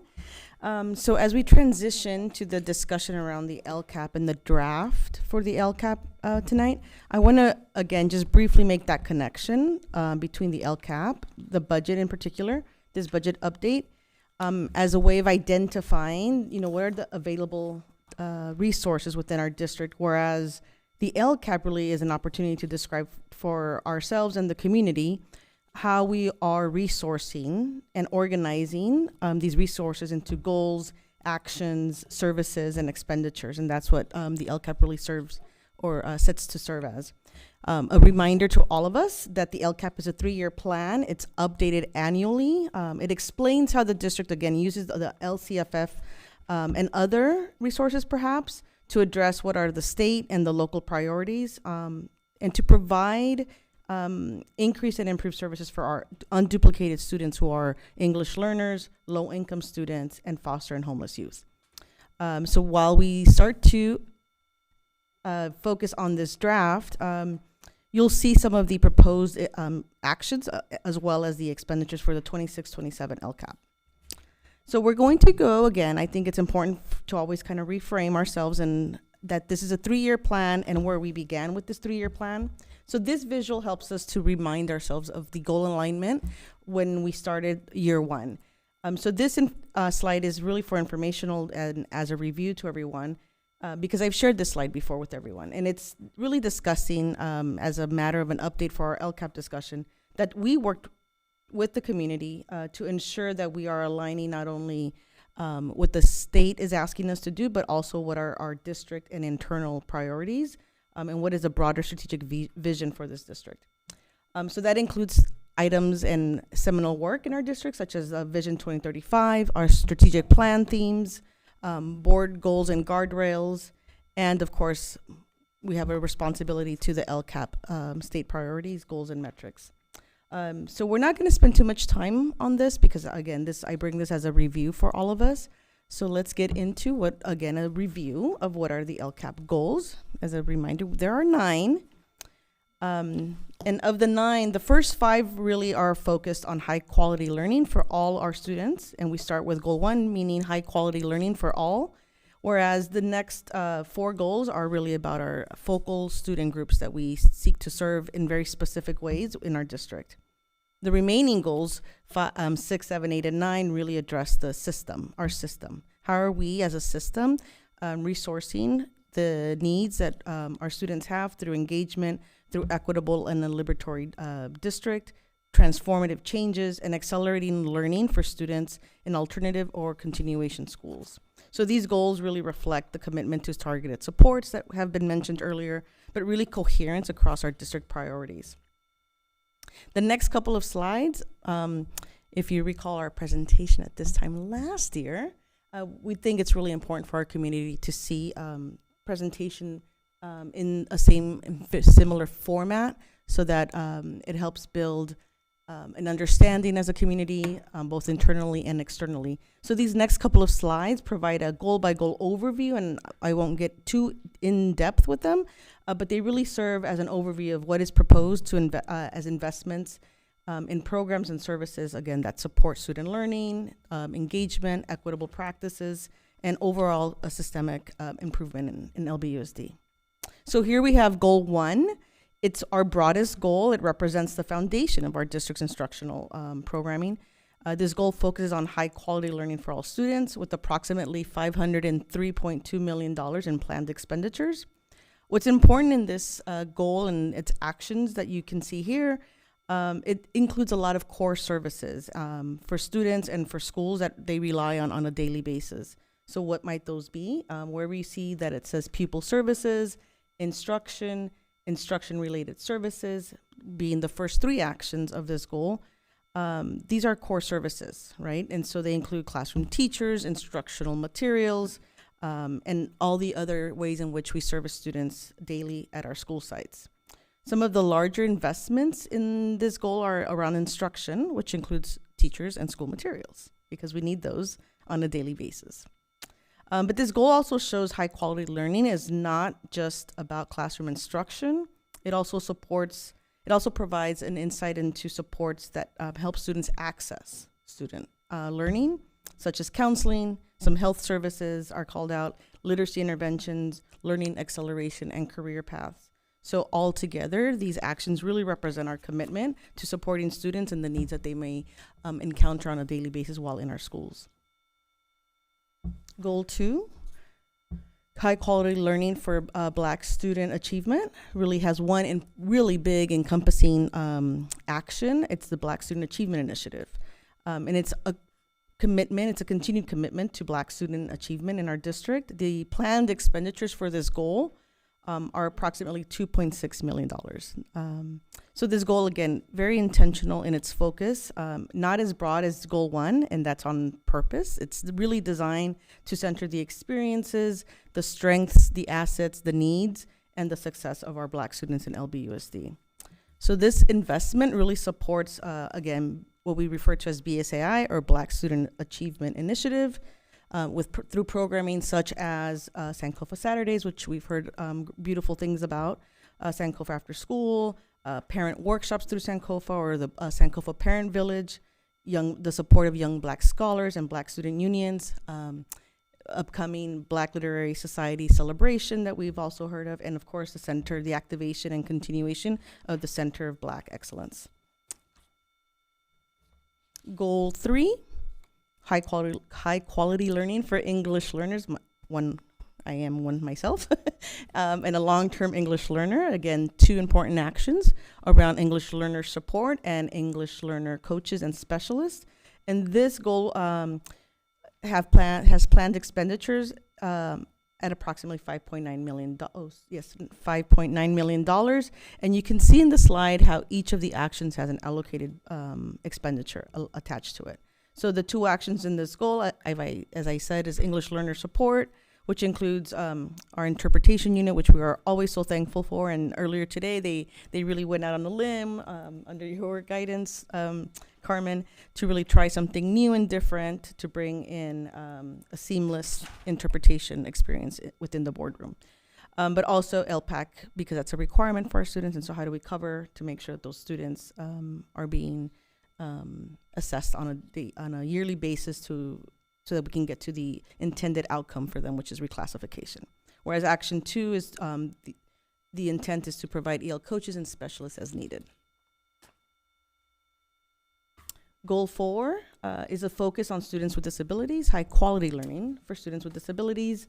The planned expenditures for this goal are $174.8 million. This goal includes 4 actions: special education supports, pupil services around health services, instructional aids, and early learning speech programming. The largest investment being for special education supports, which includes special education teachers, classroom aides, transportation, non-public agency support, and support exceeding state and federal resources for special education.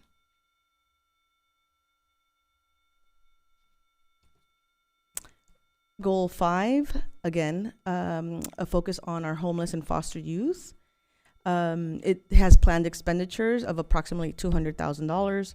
The primary action is that for homeless and foster youth is really this connection to social workers in our district and the amazing work that they do for those students who are identified as foster youth and or homeless. Goal 6, around engagement. So this represents approximately $9.3 million in planned expenditures. Action 6.1 includes the support and the ways in which our staff at school sites help parents engage and build engagement around quality programming at schools through the use of recreation aids. We just recently celebrated our most inspiring students across our district, a beautiful celebration of ways in which students, just really inspires to be our better selves. High school sports, coaching, transportation, officials, community permits, and sports trainers, because there's a lot that goes into these amazing programs that we have at our schools. But equally around Parent University in Action 6.2, Parent University Parent Leadership Programs that we heard about earlier today, and the ability to help remove some of the barriers by providing childcare at some of our programming through the support of Action Youth America. So together, these really support family engagement, student participation, and communication.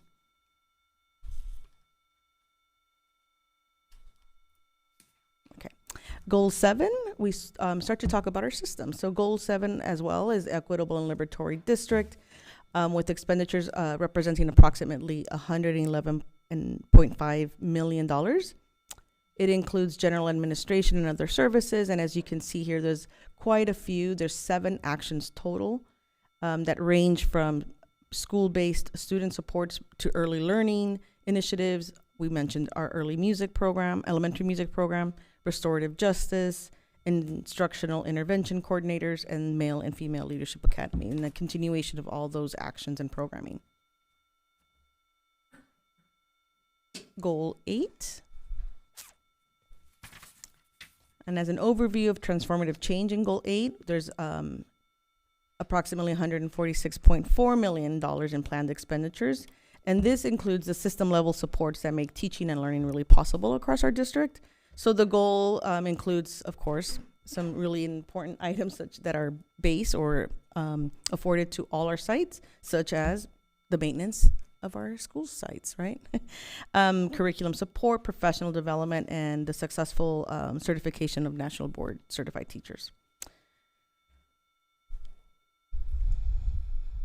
And last but not least, it's our equity multiplier goal that really supports EPHS, or Educational Partnership High School, and Reed High School, focused on accelerating learning for students that are in our alternative or continuation schools. The planned expenditures for this goal are $6.3 million, and it really covers the uniqueness of this goal is that it really is community driven. So both at Reed and at EPHS, site leadership really engages their community, their school community, in a needs assessment and develops this action and these goals on a yearly basis.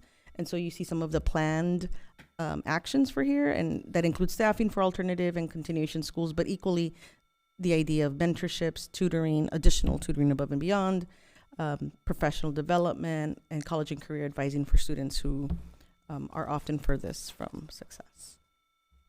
All right, and to help us continue the conversation around the LCAP, I'm going to hand it over to Carmen, who's going to help us summarize some of the highlights within the LCAP draft, but equally just what's the next step for us to get us to come back in June with the idea that we will make a suggestion for recommendation to adopt the LCAP.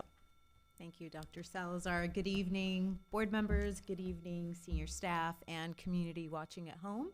As Dr. Salazar shared with us, some of the key highlights of our LCAP include several important updates. As you can see, our first is actions, programs, and services that now have all allocated budgets. Second, our metrics that have additional current data.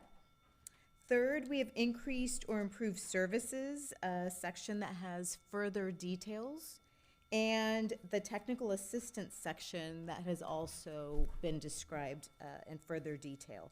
And these updates help strengthen the draft by providing more complete information about how resources are connected to actions and how those actions are intended to support our student outcomes, all of our student outcomes.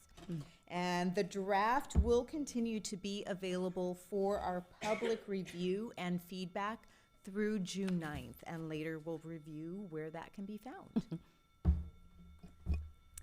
And so along with the accompanying documents, we also have posted our draft with the following. We have our budget overview, we have the annual update, the actual LCAP draft, LCAP tables, and LCAP instructions. And so our community members are encouraged to review the draft documents and provide feedback. We want to thank our community members for their engagement in the budget and LCAP process, and we appreciate the thoughts and comments and prioritization of programs and services that have been shared throughout the year. And feedback can be provided by visiting the LCAP webpage at www.lbschools.net/LCAP. And as you know, we've been through a timeline and various phases, and so that's what this slide summarizes for us. During phase 1, we gathered community voice connected to the budget through the thought exchange, through various engagement sessions and monthly updates through newsletters. During phase 2, we continued the LCAP input and drafting, and staff engaged with advisory groups. We shared preliminary thought exchange results, and we publicly released the budget and LCAP content. Our draft LCAP was released for community review and feedback, and we will continue refining the LCAP in response to our community feedback, any county input or state guidance. In June, as Dr. Salazar mentioned, we will provide a response to community feedback, or Dr. Baker will, and the board will review the budget and LCAP for approval. So after approval, also note that our staff continues to be in communication with LACO. So we'd like to thank, obviously, our Board of Education. We appreciate the support of Dr. Baker and district staff, but more specifically our families and our students, our advisory groups, our community partners, for your continued engagement in the LCAP process. The LCAP reflects a shared commitment to student success, accountability, and continuous improvement. So we look forward to continuing the public review process and bringing the final LCAP forward to the board for consideration and approval.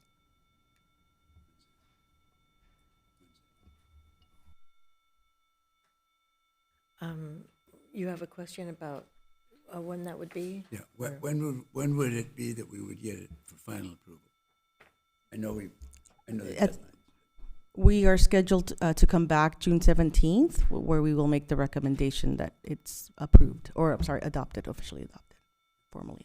I have it in my mind that I remember coming to these meetings with a lot of public testimony about what, I mean, it seems like it's worked itself out so that you're working with the public earlier and reaching agreements and making it more understandable, and it's to be commended for that. I can remember sitting here for very long periods of time listening to people talk about the need for this or that, and I'm glad you worked that out. Thank you. So great job, very thorough. Thank you. It was a great presentation. My question is, the data in the LCAP, will that be presented at another time? I know we received it as board members. So, so what we will be doing, so the current draft has all the updated metrics. So the draft that is on our webpage has all the metrics included currently. Right. In the past, and what we plan to do is add 2 additional items to the June 17th materials that you'll receive. One is a separate spreadsheet, because we also share that with the community, and it's just the metric, what we refer to as the metrics tables. Right. In addition, we also provide a summary of the LCAP, which is at a glance of what is the goal, what are the actions and expenditures. That part won't include metrics, but because it gets long. But there is plan to have the metrics table separated out and a summary of the LCAP. And presented at a board meeting? Yeah. Well, Yes. we will, it'll be part of your board materials, yes. Okay, I just want to, at some point, just engage in that discussion, but everything was We could great. add that too, yes. Yes, thank you. It was a very thorough presentation, and the slides, everything was very clear. But I was just wondering if we were going to engage in that in the near future, but thank you. It was great. Thank you. And I failed to mention, part of the next board meeting as well will be a presentation around what are the local indicators that we are required to have. And so that's a requirement as well of the presentation when we make a request for adoption of the LCAP. Thank you. Yeah, thank you, team. Great job. Just a couple of notes of appreciation from my end. I saw that the draft is up and that the LCAP feedback input page also has the additional framing so that folks know sort of are prompted to the responses. So thank you for that. I do want to I know we're talking about interim board guardrail coming up, but because Dr. Salazar did mention that multilingual learning is part of the LCAP, just big props to the coordination for the earlier presentation that we had the parents here earlier. And I wanted to emphasize that although I know there are some technical considerations for interpretation, and those are worked themselves through, I really appreciate the real-time, simultaneous interpretation. I can't recall, but that doesn't mean it didn't happen, another time in this space where we had the headsets. And just throwing it out there that for public comment, rather than having staggered interpretation, other meetings with the challenges of staggered interpretation. So throwing it out into the universe of the language justice and equity conversation, that I thought it was powerful earlier today to have the presentation set up in a way where we could just pick up the headset and get simultaneous interpretation. Thank you. Thank you. Thank you for that. It was coordination on Carmen's behalf, and we have an amazing interpretation unit who also advocate for that being the standard. Yeah. So I'll double down on that. I thought it was fantastic as well. I'm gonna tease my friend as the second loudest person on the dais here. It was good to. There's a part of me that had to train my brain on how to listen through the headset, but once I got to that point, it was fantastic. So I just wanted to give a big shout out because I thought it was great to have simultaneous conversation in this space. So really, really well done. Moving on back to the LCAP really quickly. I wanted to go over goal 2 just for a quick second here. And so we're talking about our high quality learning for Black student achievement. And so the district obviously has been transparent that we have a lot of work to do, right? Obviously, we've captured our shortcomings along with some of the inputs that we have in regards to support to our Black students as we work to shrink the achievement gap. All things considered, when we're talking about an allocation of this $2.6 million, for clarity's sake, I want to make sure that it is understood, at least, and correct me if I'm wrong, this is just what's captured in the LCAP. That is not the minimum amount or maximum amount of resources that is going to be going to support our Black student achievement efforts, correct? Yes. Yes, sorry. Yes, majority of the additional support, this one, about 1.5 of that is in personnel costs, and that's for like for the Center for Black Student Achievement and other. Our Black student continues to receive like what other students are getting. So this is on top of the services that we're providing to all our students. Great. Mm-hmm. And I also wanted confirmation, and correct me if I'm wrong, just from this LCAP, the $2.6 million that we have captured here, this is an increase, or is this a... So this one is actually as part of the unrestricted base. We're using base funding for it because technically we could not use contributing action in the definition of supplemental and concentration. Right. So, but it's one of our goals. So the LCAP is looking at it from like not just the 120 million of increase and improved services for our unduplicated student, but we've also reflected increase and improved services for other groups, whether it was an approved use of funds for supplemental and concentration, but we would never count it towards that. So when LACO reviews our thing, they would not even they look at it as like your base investment or base allocation to a certain district priority rather than an increase in improved service for unduplicated students. Margaret, is this 2.6 million an increase or decrease from this year's budget? Oh, from last year. Okay, yes, I could say. Let me see. You're fine, Mark. Yes. Okay. So last year, our 25-26, it's basically almost the same. 2.6 million is last year, and then 2.6 is what's in the LCAP. What we have in the what we spent so far this year is close enough. It's 2.57. So we still have a few more. We still have a few more months. So, but it's basically the same as last year. Right. But the component that I think that I also want to make sure that we capture is that we do recognize that there is a reduction in students coming in, but we did not change. We didn't rationale.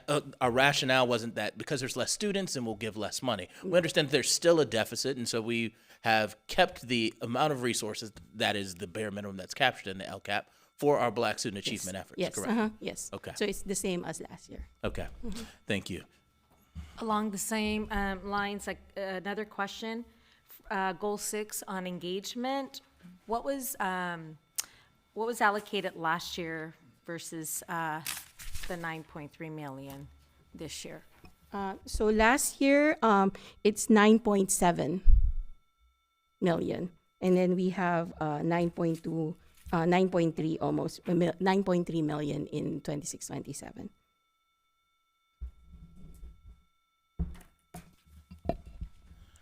So, yeah, I apologize because there was one point that I wanted to clarify here. So a couple of weeks ago, we received a number of letters regarding the underinvestment to our Black students and the almost devaluing of our Black student achievement efforts. And so I hope that this document shows that the district has not gone astray from its initial efforts, as we're going to continue to do so. But along those same lines, helping the community understand that this is the floor in regards to the amount of efforts that we're providing from a resource understanding, as there is much more that goes into supporting our Black students, and we have a lot more work to go.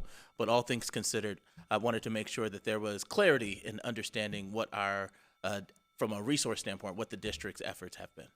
Thank you. Also of note on that topic is that this does not tell us what our schools spend their allocations on. So this is district LCAP. There is an allocation to schools in this, but it also doesn't tell what schools choose to spend their money on. And goal 3 with the, in regards to our English learners and LTELs, we have 5.9 million. What was last year's? Because the data there, just like with our Black students, is pretty bad. Last year, it was 4.6 million. Thank you. So there's an increase. Okay, do we have any further questions or comments? In that case, thank you very much for the presentation. Thank We you, appreciate team. all the work that goes into it. One last question. Where can we find the survey again? Can somebody remind me? Oh, it'll be my joy to share that it's on on our webpage, lbschools.net/LCAP. Thank you for asking. I didn't hear that. And I'm thinking we should take a break. I'm looking around. Okay.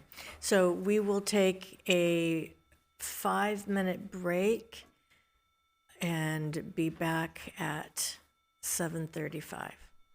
Thank you, everyone. For the last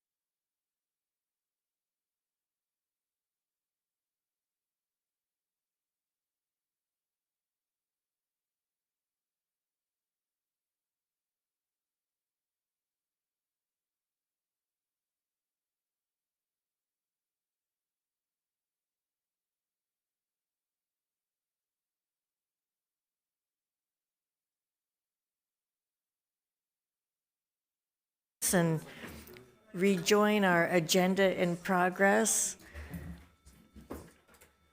And I'll check and make sure we're all good. Okay. So next on our agenda is new business, and item 17.1 is our superintendent of schools search process. And so we actually have two members of our search firm to join us this evening to give us an update. So welcome. So thank you very much for having us do this. By the way, our report's not as long as the LCAP, so I want to just start with that. But thank you very much. We thought it would be helpful, even though the board pretty much knows all this, but it's good for you to be able to have your community and your staff really know where we are and everything. So, of course, just so a quick summary of that part, we closed, of course, on May 4th. We had originally had 48 people request applications. 21 people completed all the application materials. And all the candidates were really vetted based on the input we had. You know, as we asked questions, the key characteristics, qualities that your community, your staff talked about were really how we asked questions to see if these people were going to be good matches for you as a board. So that was really a real critical part to understand what your staff and community were really looking for in their new leader. We had a lot of opportunities for input. Our survey we had nearly 5,000 people, complete the survey. That's the most we've had in any search we've ever done in 30 years. So that's a pretty good number, and that really speaks, I think, to the commitment and involvement of your community. We then had 22 sessions, whether it was Zoom or in person, with various groups. I think we had about 16 different groups and categories of people, from your associations, your community partners, parent groups, management team, parent university, all the different kinds of groups that we met with. We also additionally, not really, but we had some phone calls with people too to get more input, and that was additional information and support. From all of that information, the survey, the input sessions, we wrote an executive summary where we synthesized everything we heard from all of those inputs to write what people really were saying. And if you remember the executive summary, it also talked about a couple of key areas. It identified the characteristics and qualities that people wanted. It identified the district's strengths, the things that were really wonderful about this. And by the way, in listening to some of the LCAP, I was thinking about what the kids said about what they love, and there was a lot of it in that. So that was really, I thought, very reinforcing for me. The district challenges, we heard some of that in your budget, which is you have declining enrollment. Those are some of those kinds of things. And we also talked about key areas for this new superintendent to know. What do they really need to know about what they're coming into, what this would be like in this role? So that executive summary is really also part of our tool as we talk to candidates. We wrote a position description. You all saw that. You've posted it on your district website. And that really was also one of our tools, both in recruiting and evaluating where the candidates really fit the profile for what your community and staff were really saying they wanted. So that's a really important part for how much the input means to us. I always say that one of the things that there are certain characteristics that everybody wants. You know, everybody wants honesty. We hope everybody wants honesty. Some of the characteristics that are pretty common. But we also learn a lot about the context within which this person will come to work. What is this community like? What are the people like? What do they care about? What are the values? So that's very helpful for us. And I think the candidates, as we've talked to them, are very excited about this opportunity and what this district has.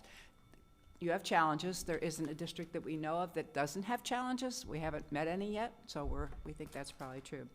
The board then, when you reviewed all the candidates, used that criteria, that position description to say, do these people fit the qualities and characteristics, what we're really looking for in the new leader? And I think that's really part of why all the input is so important to us, and it's important to you. Because you take that in when you interview candidates and say, is this going to work in our community? And I think that's a big part of it. Sandy's going to cover a few other things about how other ways we use this input. As I talked, I covered a bit of it, so she'll take that, and then we'll kind of wrap up where we are now and what happens next. Just want to reiterate what Peggy shared in that we're absolutely honored to have continued to serve Long Beach Unified. It's been a real joyful process for us to get to know the staff and your community. Very special place. As you've heard, the outreach for community input was extensive, the most extensive that we've ever experienced. The board was very clear in their request to ensure widespread and authentic community input. The input informed every aspect of the search process. The feedback gathered was used to develop the position description, which is the recruiting tool. Our team used the community input to identify leaders who have had a track record of demonstrating the leadership style, expertise, and skill set valued by the Long Beach Unified staff, parents, students, civic leaders, and community partners. The community input also informed the questions that we asked in our reference calls and our vetting, including identifying the real passion that these folks had for and accomplishments in furthering progress with equity, diversity, inclusion, belonging, and ultimately resulting in higher student achievement outcomes. The vetting of candidates included our understanding of how strongly these candidates were a match for the elements of Vision 2035. The community input was also used to develop the interview questions. Because of the extensive community input, we were able to to a very high degree personalize this whole process to fit Long Beach Unified. The board received all of the input from the community and used this feedback as they considered which applicants would be invited for an interview.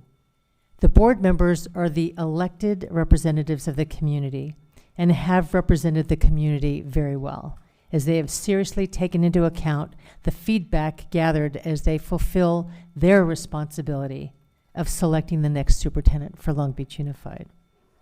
We're very, very pleased to report that the board has a very strong pool of candidates from which to choose.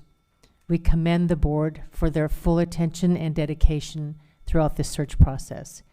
It's been a true honor for us to get to know Long Beach Unified more intimately. We spend a lot of time here just for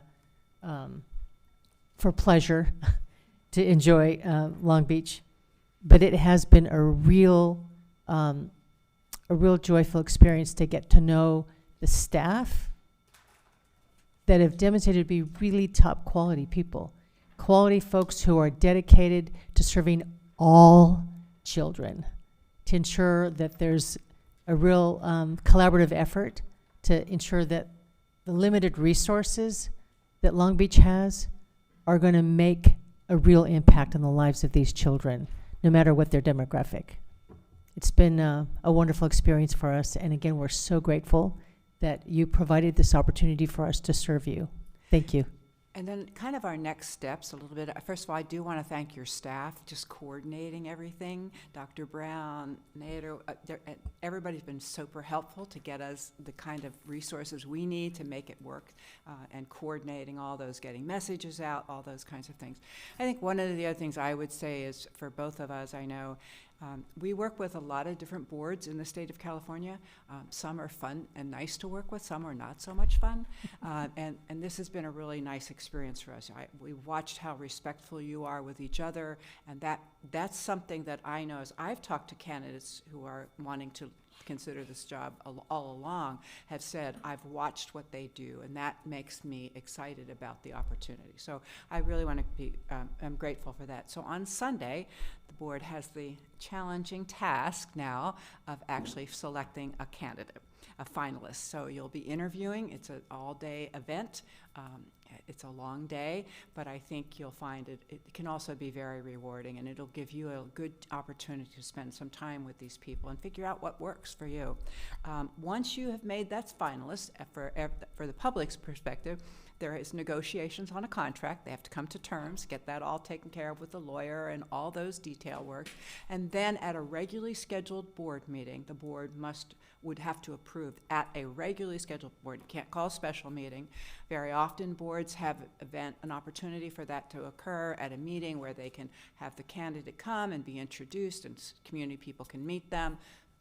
We've had lots of opportunities where the candidate brings their family. You get to meet the whole the whole group, and it's a nice opportunity to recognize them and have your community meet them as well. So that will occur whenever that next regularly scheduled meeting, once the contract language is completed. So that's really the next steps. We're always here to assist. We bring the candidates to you. We keep it very confidential for obvious reasons. These people are in jobs and they don't want to disrupt their own work where they currently are, and we think that's a really important part of it. And we've appreciated how much that has been honored by the board and by the district. So that's a very quick summary of about 3 months worth of work. Thank you. Do we have any questions or comments, Dr. Benitez? Yeah, thank you for the pretty quick recap there of 3 months of of work. a very complex and in-depth process here to make sure that we select the best, absolute best possible person for big shoes to fill here in Long Beach. I do have a legal question around the regularly scheduled meeting when we get to that part of the agenda, Jeff, but I want to express gratitude to all of the staff and students and community members that actually provided They were fabulous. input. It's good to hear that Long Beach is once again the best in something, and in this case, in the number of respondents, whether it be through the survey or through the sessions that were held. So big thank you.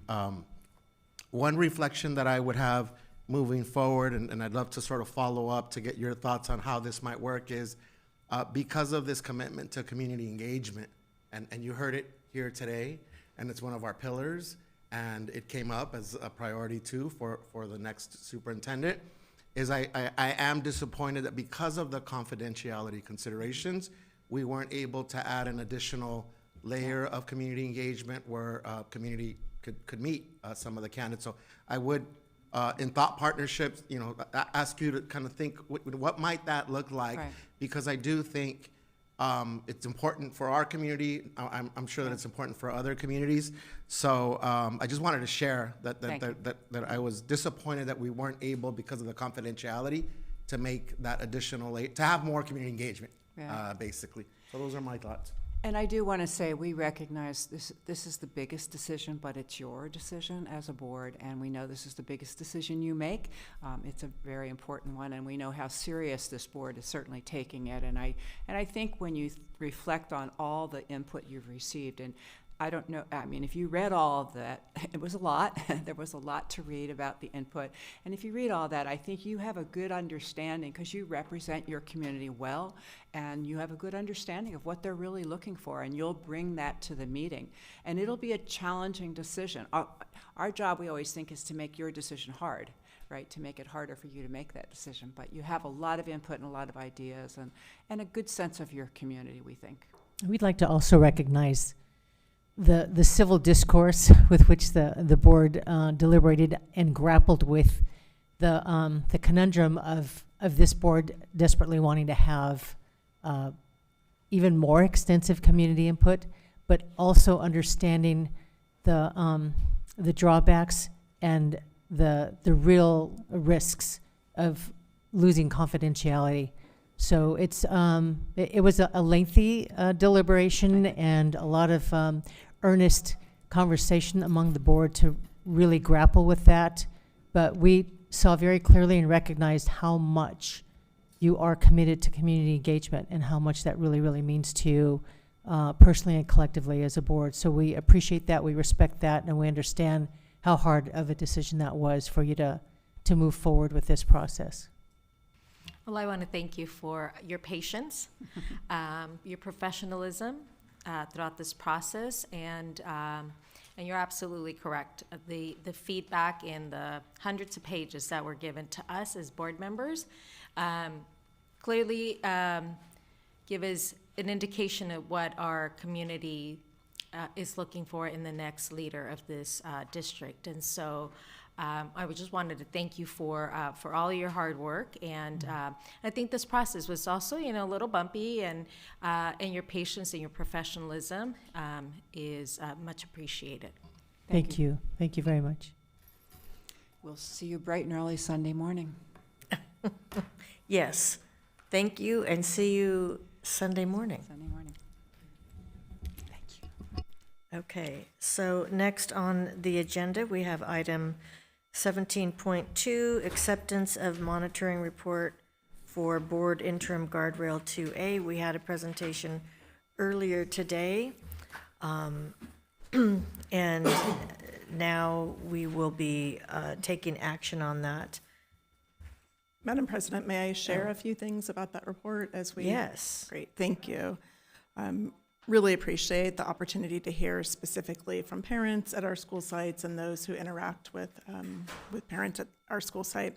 I'm going to call attention page 655, imagine that, page 655 and 656 of the board materials. And I just would like to highlight a few things from this guardrail monitoring report.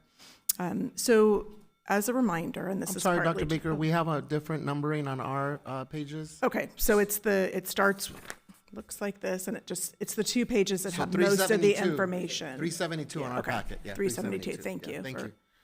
for clarification. So as a reminder, this is the 4th of our 5 guardrails that we will monitor this year. The next one comes June 17th, that is around English learner monitoring. So the guardrail is reflective of the values. The goals are reflective of student outcomes, and the guardrails are intended to provide an illustration of values. And I say that to say it's a very different way of monitoring, doesn't have the same kinds of data in it. Having the panel was a way for us to enter into that guardrail and see one facet of engagement which was specific to the school site.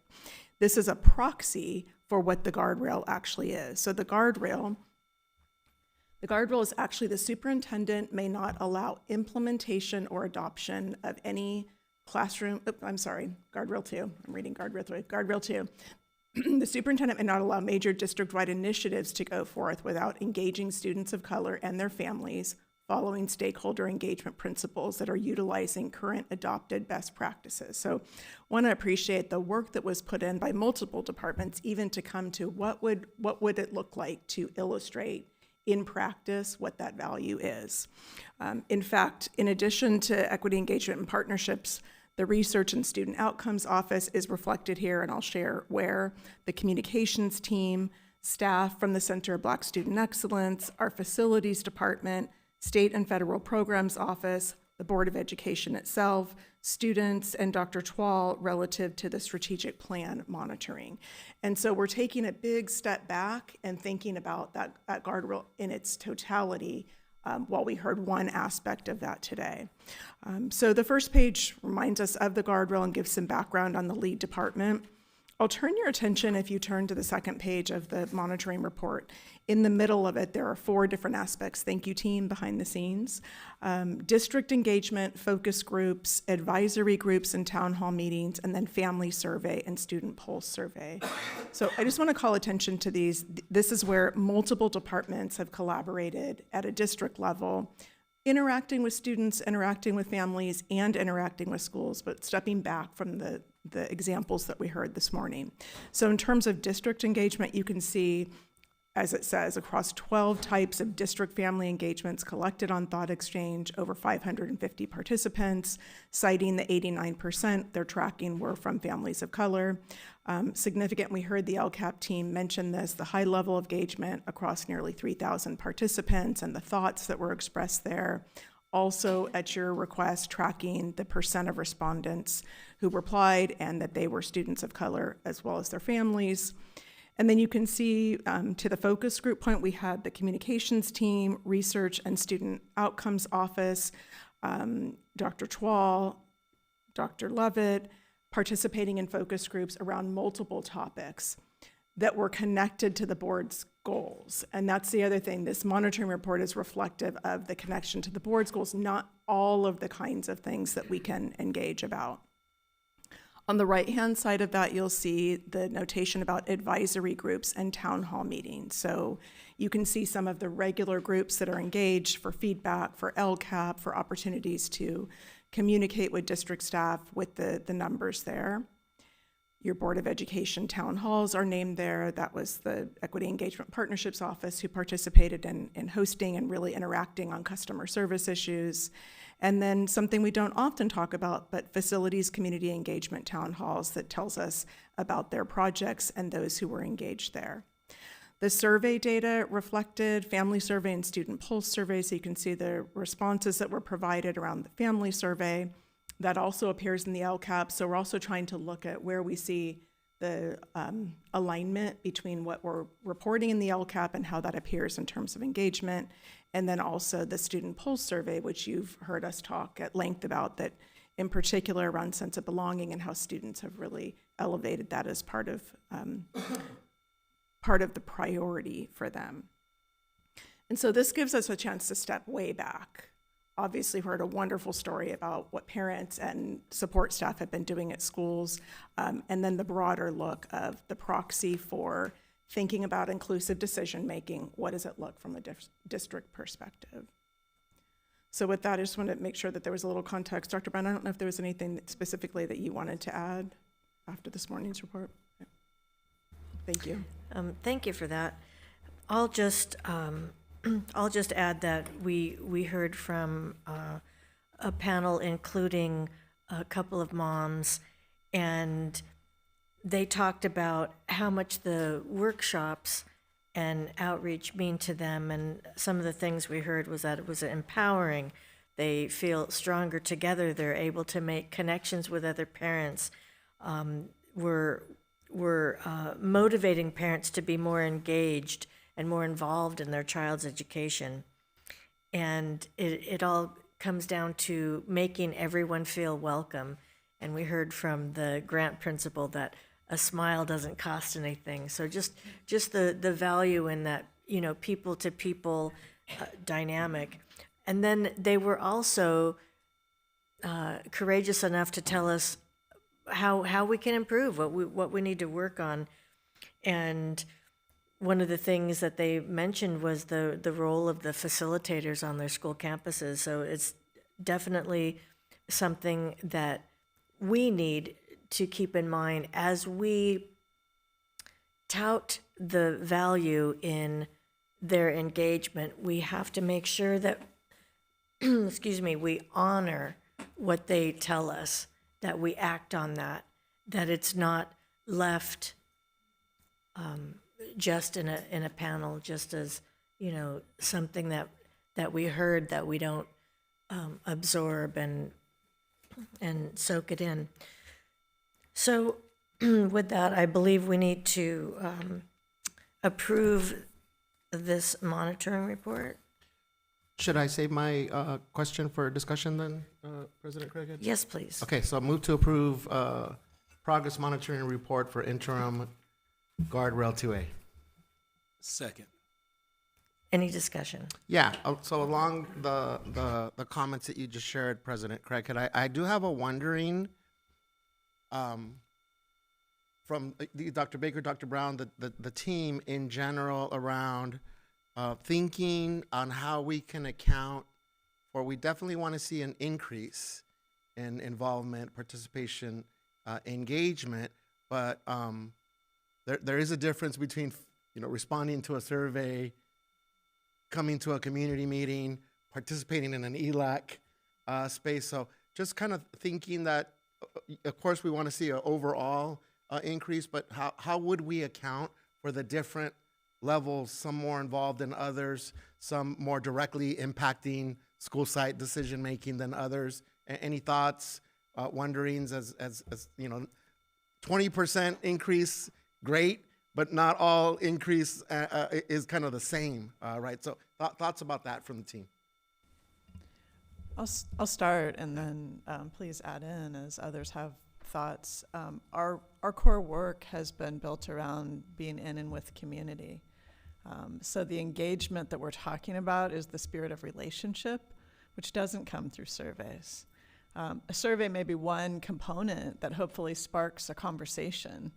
And so our effort that happens not through any one office, but through all of our bodies of work and all of our schools, is that we will engage with families in a way that builds relationships and allows for dialogues to continue and grow in the spirit of ongoing use of lived experience, the customer service impact of the work that we're doing, and moving forward in that regard. So the number that we get will never quantify the quality of what we're seeking in terms of really holding relationships. And if we think back to the 2 staff members and the really brilliant parents who shared with us earlier, everything that they're talking about is the spirit of empowerment, relationship, open dialogue, sharing with one another. So that's kind of a high-level response to what you're asking, and I'd offer any colleagues to add to that. Yeah, thank you, Dr. Brown, because you touched on something that was in the spirit of what I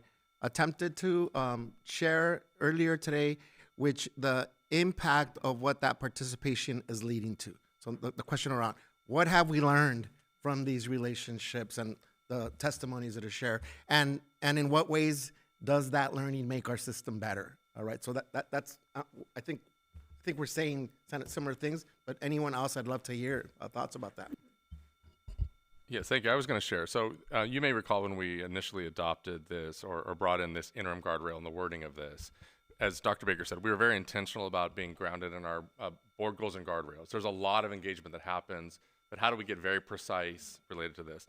The other thing that we did as it relates to the data collection is we knew that we had some really key ways to measure engagement. Surveys are very clear. We can see the numbers. Number of people who come to a town hall meeting, we can count them. We know that probably the most powerful engagement happens at the school level, where even around goals and guardrails, you'll have a principal and an IIC and a math lead bringing parents in to talk about math approaches and how parents can learn about these approaches. How can we learn from parents about the way their students are learning? We don't yet have a great mechanism to collect up that data of what kind of engagement's happening out, who are the parents, what are the numbers. But that's a place that we can definitely grow. So what we see right now is just these kind of key ways that we're measuring district level engagement around these board goals and guardrails. And we know our next iteration is to, as we dig deeper into the engagement that's happening at a school level, how do we actually collect that up in a way that allows us to report out to the board and to the public? And actually, thank you for naming those things. Those appear in the next steps that are here in the report itself, including, Dr. Benitez, your notice of today's communication system and what that might mean. So the last of the 4 points in next steps: expand access, do multilingual communication and participation supports that reduce barriers for families and community members. Quick question. How will stakeholders know that their input influence district actions? Are you asking in a specific area or just generally? Just in general, because we're talking about the community engagement, and so we want to bring them in, but I'm hoping they're going to be giving us feedback. And so how do they know that we're taking their input and taking it into action? Yeah, it's a good question. It varies depending on what kind of engagement. So some of the examples I can think of, there are formal in the LCAP. There's actually a letter that goes out to any questions that were asked. The data, as you heard tonight, the team reflects things that have been incorporated because of community input. The focus groups often have a circle back to the group that was participating in the focus group. So if it's an affinity space, and we've had focus groups where teams are interviewing English learners, they circle back and share a summary and how the data is used in whatever the focus group has intended to give information about. So it kind of depends on what it is, but a best practice that we believe in and have adopted is to circle back to those who provide input in some way, depending on the example, and then share with them what actions were taken or how it was influenced, how their data influenced what happened. Similar to, I think about like even just taking the board goals and guardrails. Part of the board and goals and guardrails community session is not to take instant action, but it's to continue to check your vision with the community vision. And then as you start to think about establishing new goals, you'll be able, in many cases, to use that as a filter in to what you're thinking about the community's vision. If it's changed, if it's staying the same. So we use a similar process in smaller units, I guess, of time. And just why was the baseline listed at 0%? Because in the way that this is written, we've never monitored this. So the team, the research and student outcomes team, along with, so Dr. Madrigal, Dr. Salazar, came together, and because we've never monitored in this way, it's establishing the baseline. Okay, do we have any other comments or I'm sorry? A quick comment. Oh, okay. Yeah. So, yeah, I really I read this, and as I was leaving the house this morning, my wife said, "What are you doing at the board meeting tonight?" And I said, "Oh, we've got this interim guardrail about decision-making and engagement," and she said, "Of course." I said, "What do you mean?" And she said, "They graduate. You know, you have to keep doing this because you keep getting new students and their families involved, and it's so important to have a goal like this or a guardrail like this to make sure we're continuing to do this." And I said, "Oh yeah, she used to work for the CSU system, and I think that was part of her job, was to get that kind of input." So when I saw this and then read it again, I thought it's very important to what we do. Oh. Just waiting for you to call the question. Okay. I thought you had another question or comment. In which case, all in favor? And we are approving this Accepting the monitoring report. Accepting the monitoring report, thank you. Yes. So all in favor? Aye. Aye. Aye. Any opposed? Any abstentions?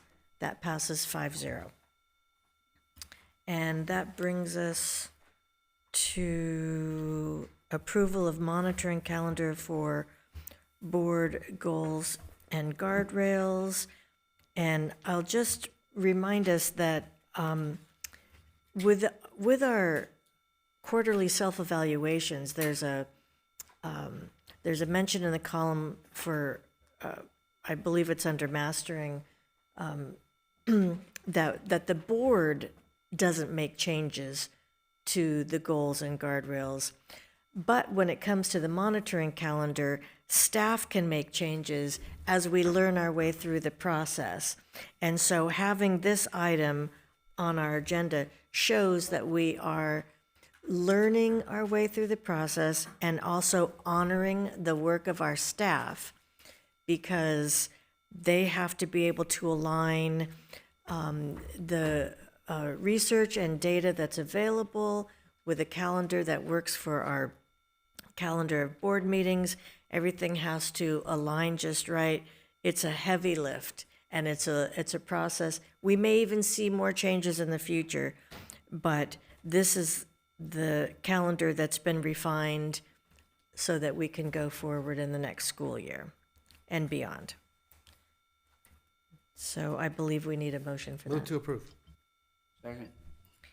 Any discussion? Yes, this is item 17.3, yes? Yes, item Okay. 17.3. So I won't be voting because I didn't get those pages. I go from page 377 to 380, so I didn't get page 378 or 379 in my packet. Okay. Mr. Moskovitz. I was going to provide a little context on the calendar, but I don't know if you want to. Would you like a copy to look at the moment? That would be great. Yeah, okay.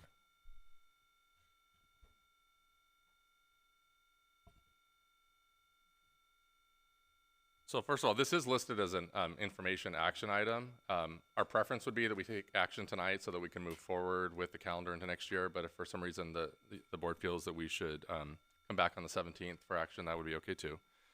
So let me just give a little context. And President Craighead, thank you for mentioning the SOFG rubric, which I have in front of me, and you're right, that is part of the monitoring and accountability section, that there needs to be a board-adopted monitoring calendar. The calendar spans the length of the board's goals, and that we don't want to be changing the calendar too often, but there are times where we have to, based on new information that we have. We've been working with, as you all know, we continue to work with Greg Klein, our Council of Great City Schools coach, around this SOFG work. President Craighead and Mr. Miller are part of that when we meet regularly. And so one of the things we did, and this really is on behalf, I share this on behalf of Dr. Madrigal, Hamida Lalani, and the whole research and student outcomes team that really put a lot of time and energy into thinking about the calendar. It's kind of amazing. We're actually 3 years now into the 5-year board goals and guardrails, so 2 more years coming. But as we've continued to learn, this last year was really the first year that we had the fully established goals with the interim goals, with the targets for each.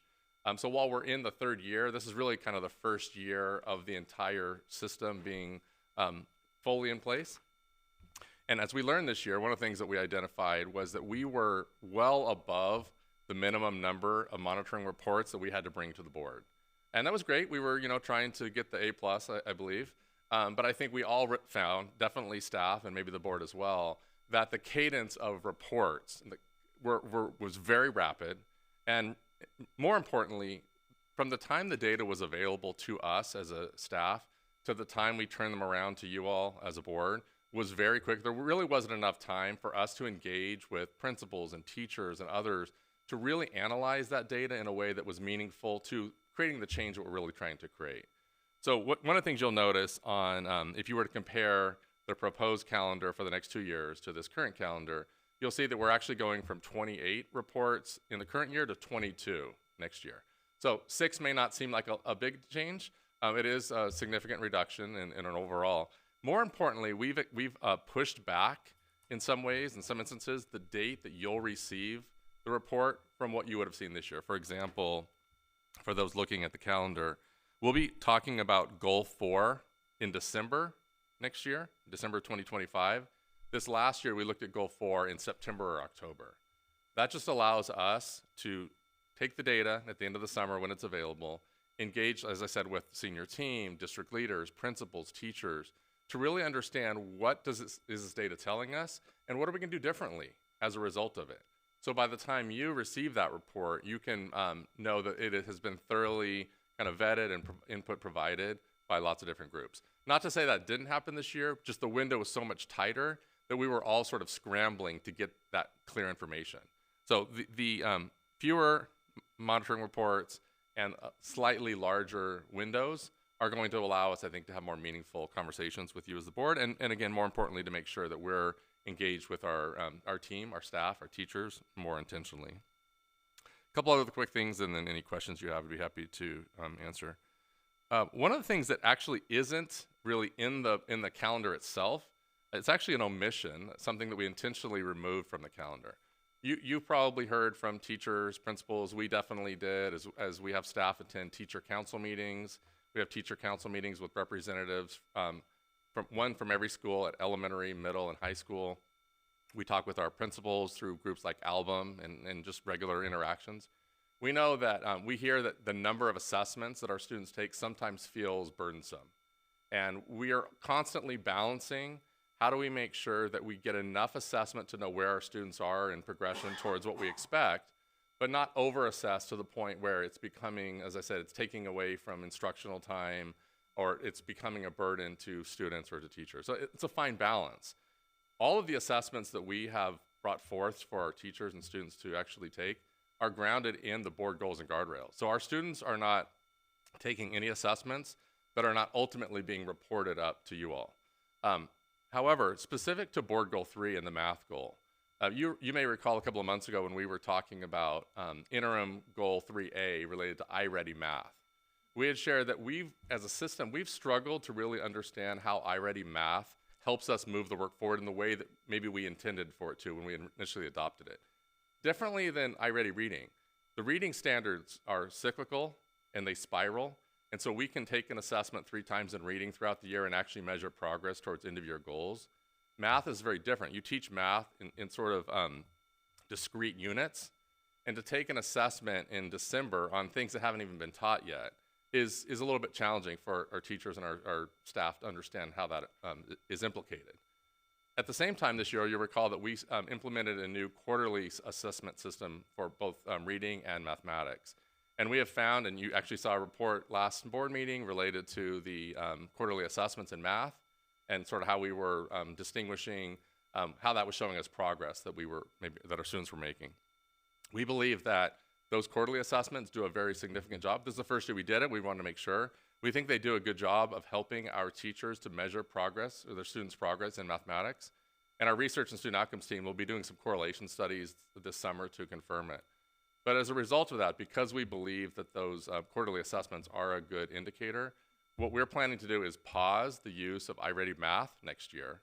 Our students will not take iReady Math, and then we will pull that iReady Math 3A, interim goal 3A, we will pull that off of the monitoring that we would do with all of you.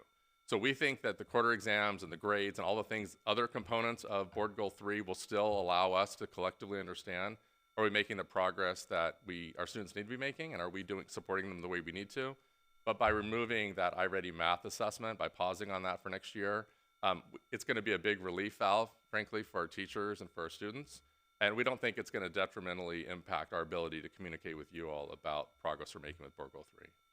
So that's a pretty significant change, really related to the feedback that we received from our teachers, our administrators, that was reported up even from students. One of the things that I thought you were going to bring up that comes up in our implementation meeting is changing some of the structure in which the information is reported to us. Obviously, we've been receiving our monitoring reports that have been heavy and dated with data, which is very important. But one of the things that we learned from Greg Klein is that there's other ways of reporting on some of the monitoring reports. Can you just provide a little bit of context to that as well? Yeah, so if you look at the calendar itself, I'm sorry what page it is for you all, but if you look, for example, in the February 17th board meeting, the March 3rd board meeting, you'll see the little kind of slash mark dash, meaning that there isn't a report coming there. But what our intention is, and I think this is maybe, Mr. Miller, what you're referencing, our intention through the work in the implementation team meeting is, you'll recall back in January, February, we all went out to Orpeza and Renaissance, and you all got to see in live time the implementation of the strategies in support of board goal 1, specifically at Orpeza, board goals 1 and 2. And then you came back and we discussed that evening. And what Mr. Klein was sharing was that discussion, the going out and actually seeing instruction taking place related to our board goals, coming in and actually then having a conversation about that is monitoring. It's just monitoring around qualitative data versus the quantitative data that we normally are looking at in a monitoring report. So we are going to look for times, definitely like in those 2 months, for example, and we'll look for some other times as well where the board can have an opportunity to go out and experience instruction, as we did at Orpeza, and then come back. That discussion would count towards the monitoring of the goals as it relates to qualitative data. And if it's all the same to you all, because of the missing pages in the board report, I'd like to move to making this an informational item and then moving for approval at the next board meeting. Mr. Riel, would it be appropriate to add that to the consent calendar since we've already discussed it? I think so, yes. For next meetings. For the next meeting? Got it. Right. I'm okay with that. Okay, then we'll do that. We will include the approval of the monitoring calendar for board goals and guardrails in the consent calendar of our next regularly scheduled board meeting. Okay. In which case, we will move to item 17.4, Student Outcome Focused Governance Implementation Timeline.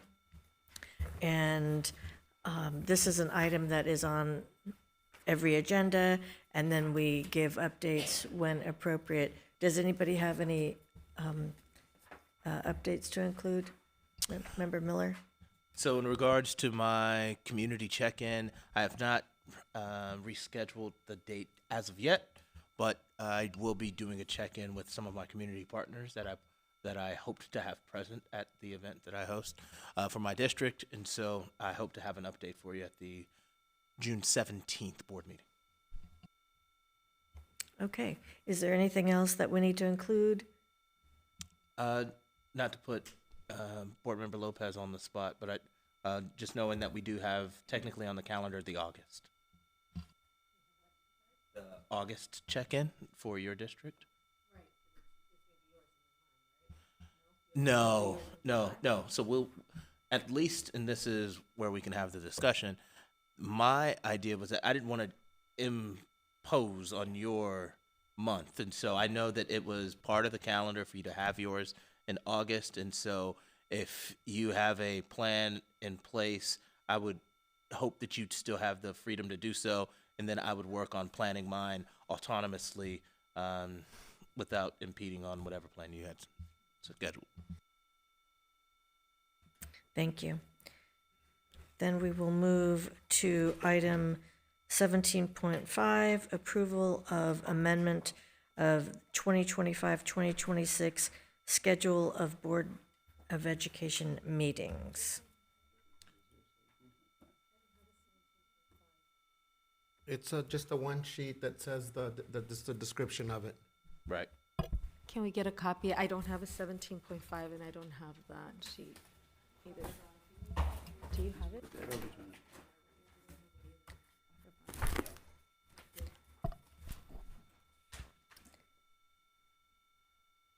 Does everybody have a 17.5? I read it, so Or- I'll look for it right now. This is one that was added in between the Wednesday delivery packet and the Friday, and it was included. We got it in the packet. Yeah, it was included in the supplemental. But in essence, Jeff, and here was my question based on what Leadership Associates said today. It was to schedule, we have already scheduled meetings in June, the recommendation to schedule an additional meeting for, if we make a decision on the new superintendent for the official appointment of the Yes, superintendent. that's correct. And I was a little bit confused. That's why I was like, I got one question for legal. I thought what I heard Leadership Associates say today is that we couldn't do a meeting just for that. No, what they indicated was, and which is why we put it on the agenda for today, is that it just needs to be done at a regularly scheduled meeting. You've set your regularly scheduled meetings back in April 9th of 2025 for this year. So what the agenda item does is just amend the schedule to include one additional meeting in June, so that it becomes a regularly scheduled meeting. It would always have 72 hours of notice to the public that it was going to be a meeting. So this is a little bit of belts and suspenders to modify the schedule that you created by adding one additional date. Right now, the suggestion is the date of, I think there are two that you can choose from between June 15th and June 18th. And the purpose of the additional meeting is that we've got a very busy meeting on the June 17th date with the full calendar, including the budget and the LCAP and a number of other items. That the idea is to add one additional regularly scheduled meeting for the purposes of really identifying a superintendent if you are able to make that choice. I think we should add it to the June 17th or move it to the first July meeting that we have. This is to officially vote Yes. on the new superintendent decision. Yes.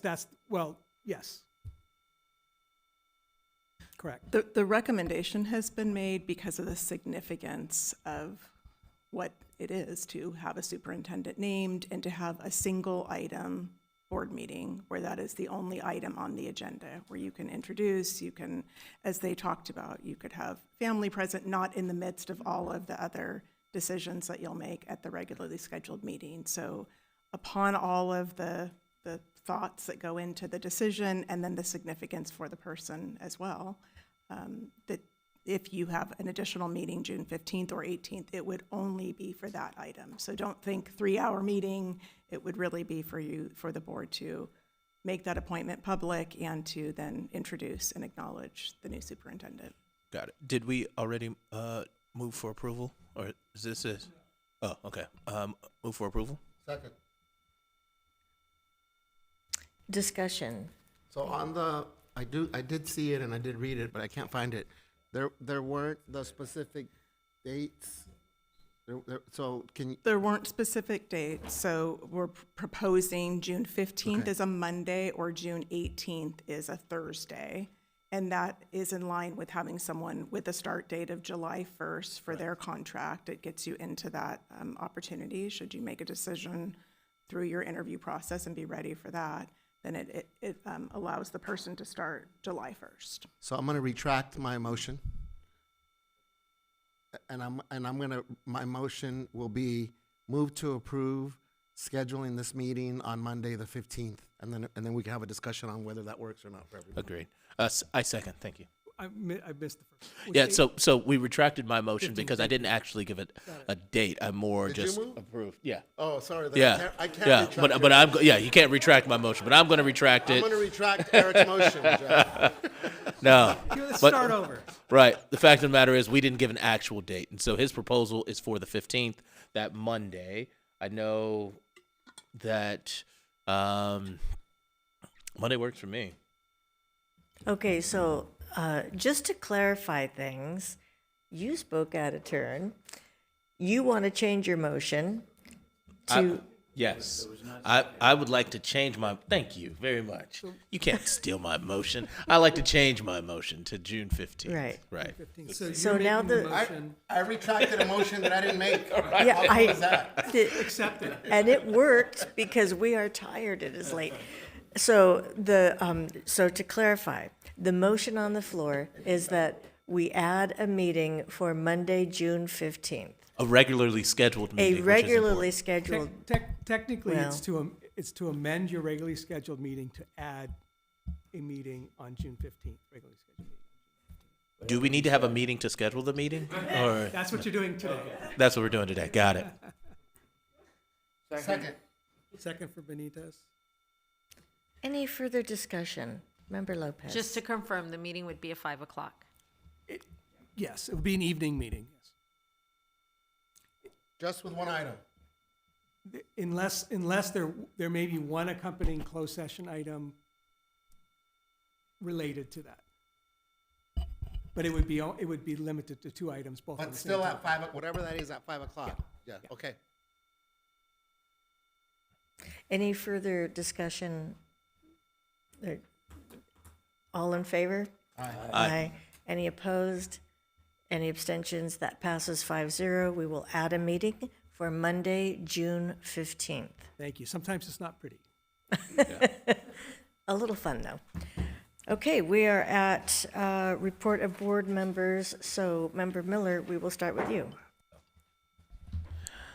Well, first off, I know I've already acknowledged this, but I'll acknowledge again. I appreciate all of the cards, thoughts, prayers for my family as we go through a time of transition. There's been a number of things occurring in our family, and so I've just been very, very appreciative of all the love that I've received from community members to folks at the board building, and so thanks again, everyone. There were a number of really important items today. One that was lightly discussed because there weren't any promotions, but it was a big one for our district, and that is the implementation of a new director for our Black Student Achievement Initiative and/or the Center of Black Student Success. I've always messed that term up a little bit here. But all things considered, I'm excited for the evolution of this team and the opportunity for Dr. Prelo to continue to support our district. She has been a huge leader for our students and I'm fumbling over my words here. It's getting late, but she has done a lot of work centered around our restorative justice work. And so I just want to thank her for her efforts thus far. And I look forward to being a big supporter for her in this work as she moves forward. As we continue to highlight some of the successes of our students of color, I wanted to give a special shout out to our superintendent for attending the Demo Chicks Women in STEM Signing Day, the inaugural Women in STEM Signing Day, where we had a little bit shorter than 30 young ladies who made a declaration of a future career in STEM. And so it was really cool to be a part of the celebratory event. We ate a lot of good food. There was a lot of confetti, a lot of confetti, but more importantly, we were looking at the next generation of astronauts, architects, engineers, and I couldn't be more excited for these young ladies and all of their future endeavors. I had an opportunity to attend the classified employee celebration. I know it has a fancier. I think it has a fancier title than that. Yeah, I played in a couple of fun games. Juan and I tied in the free throw contest. With someone told us with Dr. Baker, I think tied with us. Right, Dr. Baker tied with us. Yes. She's either really, really good, or we're really, really bad. Right. All in all, I think that you could tell from the smiles on all of our faces when we think about that day, it was a really, really good time. And so our classified employees, they are part of just the bones of what makes this district what it is. It's just a special place, man. I've told the story many a times of one of my really good childhood friends and Michael Ash and his dad, who was a custodian over at Bixby Elementary. And he was like, outside of the Beaver, he was like our mascot because he'd come out there and shoot hoops with us. And he was one who could check us when we were maybe being a little too silly and not focused. And so sometimes when we think about our classified employees, we don't think of them, or some folks haven't considered them as part of the academic component of our district, but they absolutely are.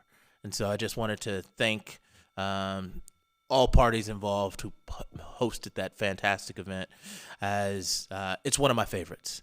And then last but not least, as we talk about celebrations, I also got to attend the employee, what was the retirement doctoral yes showcase. Yes. Is it really called Showcase? I don't know. Oh, okay. Yeah, you call it Showcase. I kind of like it.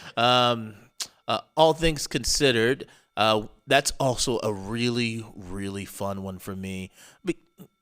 I get up there, I say a couple silly jokes, I celebrate a couple of our retirees, and I couldn't be more humbled at not only just the amount of years, but the amount of work. And you hear the stories, and you hear the success that they've had in our district. And so I'm just always filled with joy when attending that event. I also would be remiss if I didn't acknowledge the change that it took from a district perspective, as we are a district of affirmation. And I love that. That is one of our values. But we also recognize how the amount of time and being celebratory was impacting our ability to do the work. And so to now transition into an event that is just 100% celebratory, and the intent is to reduce the amount of time that we're here. I'm looking at my clock, like saying, hey, we're here a little late today. But all things considered, it's just awesome that we have that event in place now. And once again, I want to just thank everybody involved for hosting a fantastic event, and thank you, Browning, for being a great host, as it's just one of those special moments. That's the end of my report. Thank you, Mr. Miller. Madam Chair, I will apologize that I have to leave after my report, but as soon as I get in my car, I'll put on the live stream and listen to my colleagues' reports. Echoing Mr. Miller, in such gratitude for our classified employees and for our retirees that have given 38 years of service to our district, to the doctoral recognition for the new doctors in the district, and of course to the awardees, including our Teacher of the Year awardee. I will share this.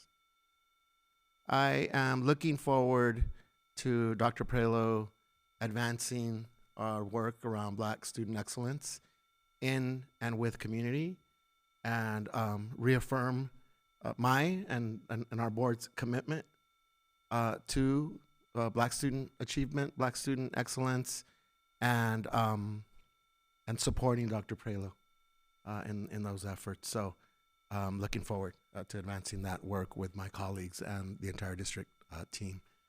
Good night and good luck. Thank you, Mr. Morrow. Member Otto.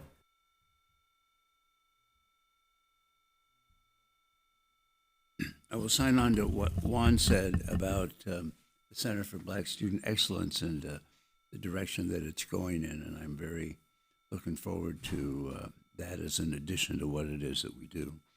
I was at the Classified Day at the TRC as well, which was a great day and a great event, and it was just so inspiring to see the people that were named and eventually the Employee of the Year, but with lots of people that were nominated. So that was a great day.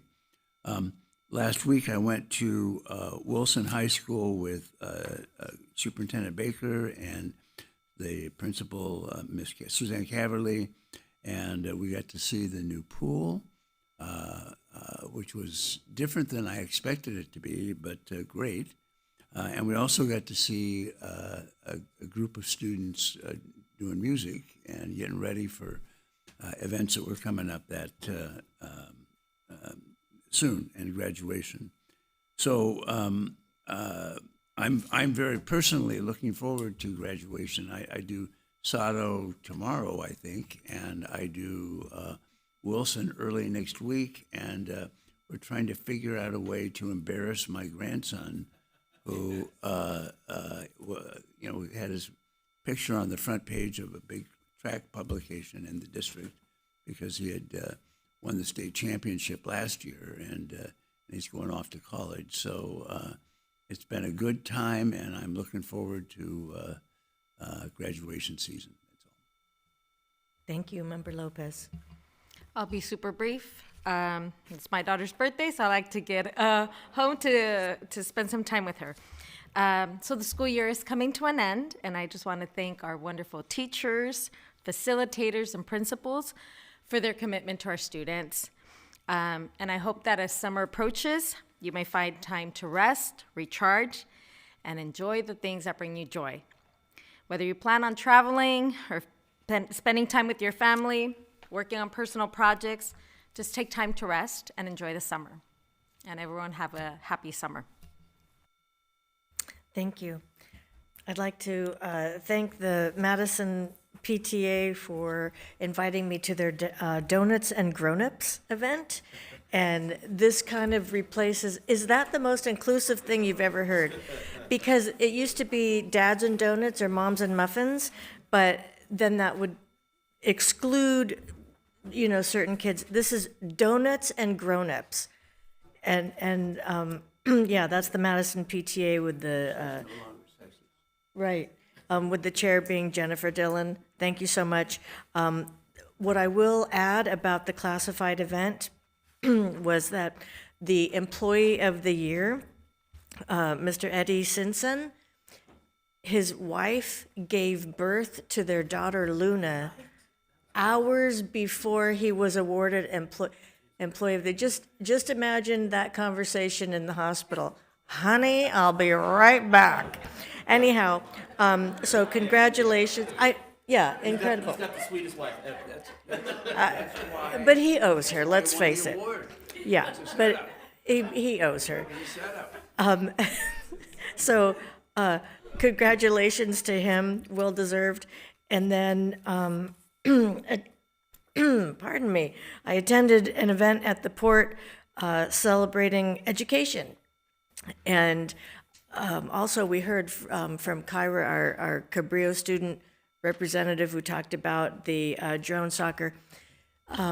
Drone soccer, Fort Lauderdale competition. Cabrillo takes first place. Sato, second and third place. Cabrillo, fourth place. Long Beach Unified, top 4 in the drone soccer competition. Yeah. They said we can't come next year. No, we're actually looking at hosting something. Anyhow, that was the Cabrillo Flying Jaguars, the Sky Jaguars. Also, the DLAC had their end of the year celebration. And I'm going to mention that because there was a student from Jordan, Stephanie Munoz. She came into the district as an English learner at the age of 14. She came in as a high school freshman, not knowing English. Fast forward to today, she is 17 years old, graduating from Jordan as a valedictorian. I don't know what could be more inspirational than that, more amazing. I mean, yeah. So incredible celebrations. TALB celebrated their end of the year event with, retiring teachers, that sort of thing. So congratulations and thank you to the teachers who are retiring. Thank you for your service. And then, of course, the district recognition that has been mentioned. And then just this morning, there was a multicultural event at Riley Elementary in Lakewood, and there were performances from the TK all the way up to the fifth graders. They were great. They performed dances from the Dominican Republic, Cuba, different parts of Mexico.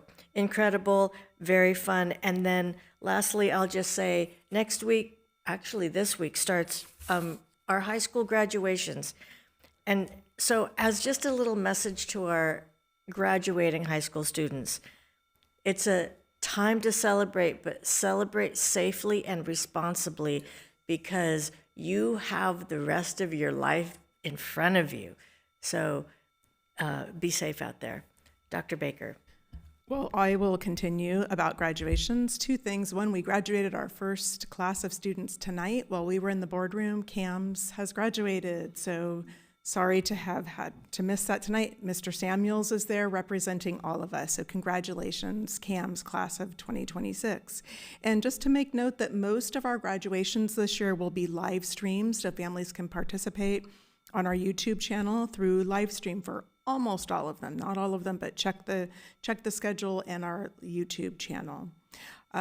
Continuing, so we had the opportunity to have Dr. Blanchard, the new president at Cal State Long Beach, visit Sato today, just before the school year ended. We had our first College Promise meeting with him including him last week, and he really wanted to see Sato, so today he got a little tour and got to interact with seniors who were outside playing games and having brunch and to see some of the specialized spaces and to talk to teachers. So he's a wonderful addition to our community. He's back in the Long Beach community, having worked at the Chancellor's office. So great for him to meet some of our students today.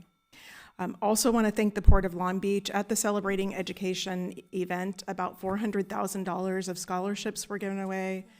I don't know exactly how much went to our students, but suffice it to say, Alejandra Guitron and her team gave away a lot of money to junior college students, to Cal State Long Beach students, and to many of our scholars. So wonderful to be there for that. We had a wonderful event at Whittier Elementary that many of us here got to attend as well. That was a celebration, resources for families, cultural dance, similar to what we experienced at Riley this morning. So it's just fabulous to see our schools bring in their community and interact and provide resources and things for families all over our district. And then 12 of our students participated in the film festival that was sponsored by our Office of Pathways and Business Engagement over the weekend at MOLA. A wonderful opportunity for them to hear from an industry panel, including Helen Hernandez, who runs the Imagen Foundation and Awards, experts in the field, to listen to them talk about their work, and then 12 of them had films submitted in different categories that were honored, and that was wonderful. There were a number of us that were there as well. And then I'll end, and we heard student board member Walla talk about Black graduation. Not only were scholarships given away, a student from every one of our schools was recognized as an outstanding senior award. We had students leading many of the components of the celebration. There was a wonderful drum group and a dance troupe, and to look up into the stands and see hundreds of family members. I think we had over 400 graduating seniors participate, and the Jordan stands were just filled with families who were there to celebrate with their students. So wonderful. And then I'll end. This is also Pride Month, and while we celebrated in the Pride Parade at the end of May, this is officially Pride Month. And two things I'd like to share. One, that we had Rainbow Families recently speak at our Student Support Symposium. Thank you, Dr. Claudia Sosa Valderrama and team, sharing stories about their experience as families with diverse students in our district. And so just really want to thank them for the partnership and the voice they've brought to our community to help us to improve how LGBTQIA plus students experience our schools. They have been wonderful partners to us. Also, many schools have had celebrations of Pride. So as we think about Pride Month, I'll just read, reflecting, this is one of the ways that we, on our social media, recognize Pride Month. Reflecting on the LGBTQIA plus community's contributions to democracy, it's vital to celebrate their history and resilience. Understanding LGBTQIA plus heritage promotes identity affirmation, diverse perspectives, and acknowledges their societal contribution. So thank you to the ways that schools are celebrating Pride Month with us. And with that, it is on to graduation season for us. Thank you. Wow. Well, that concludes the business, the regular business of our meeting this evening, and without objection, we'll adjourn. And it's before 9 o'clock. Thank you, everyone, for staying with us, and good night.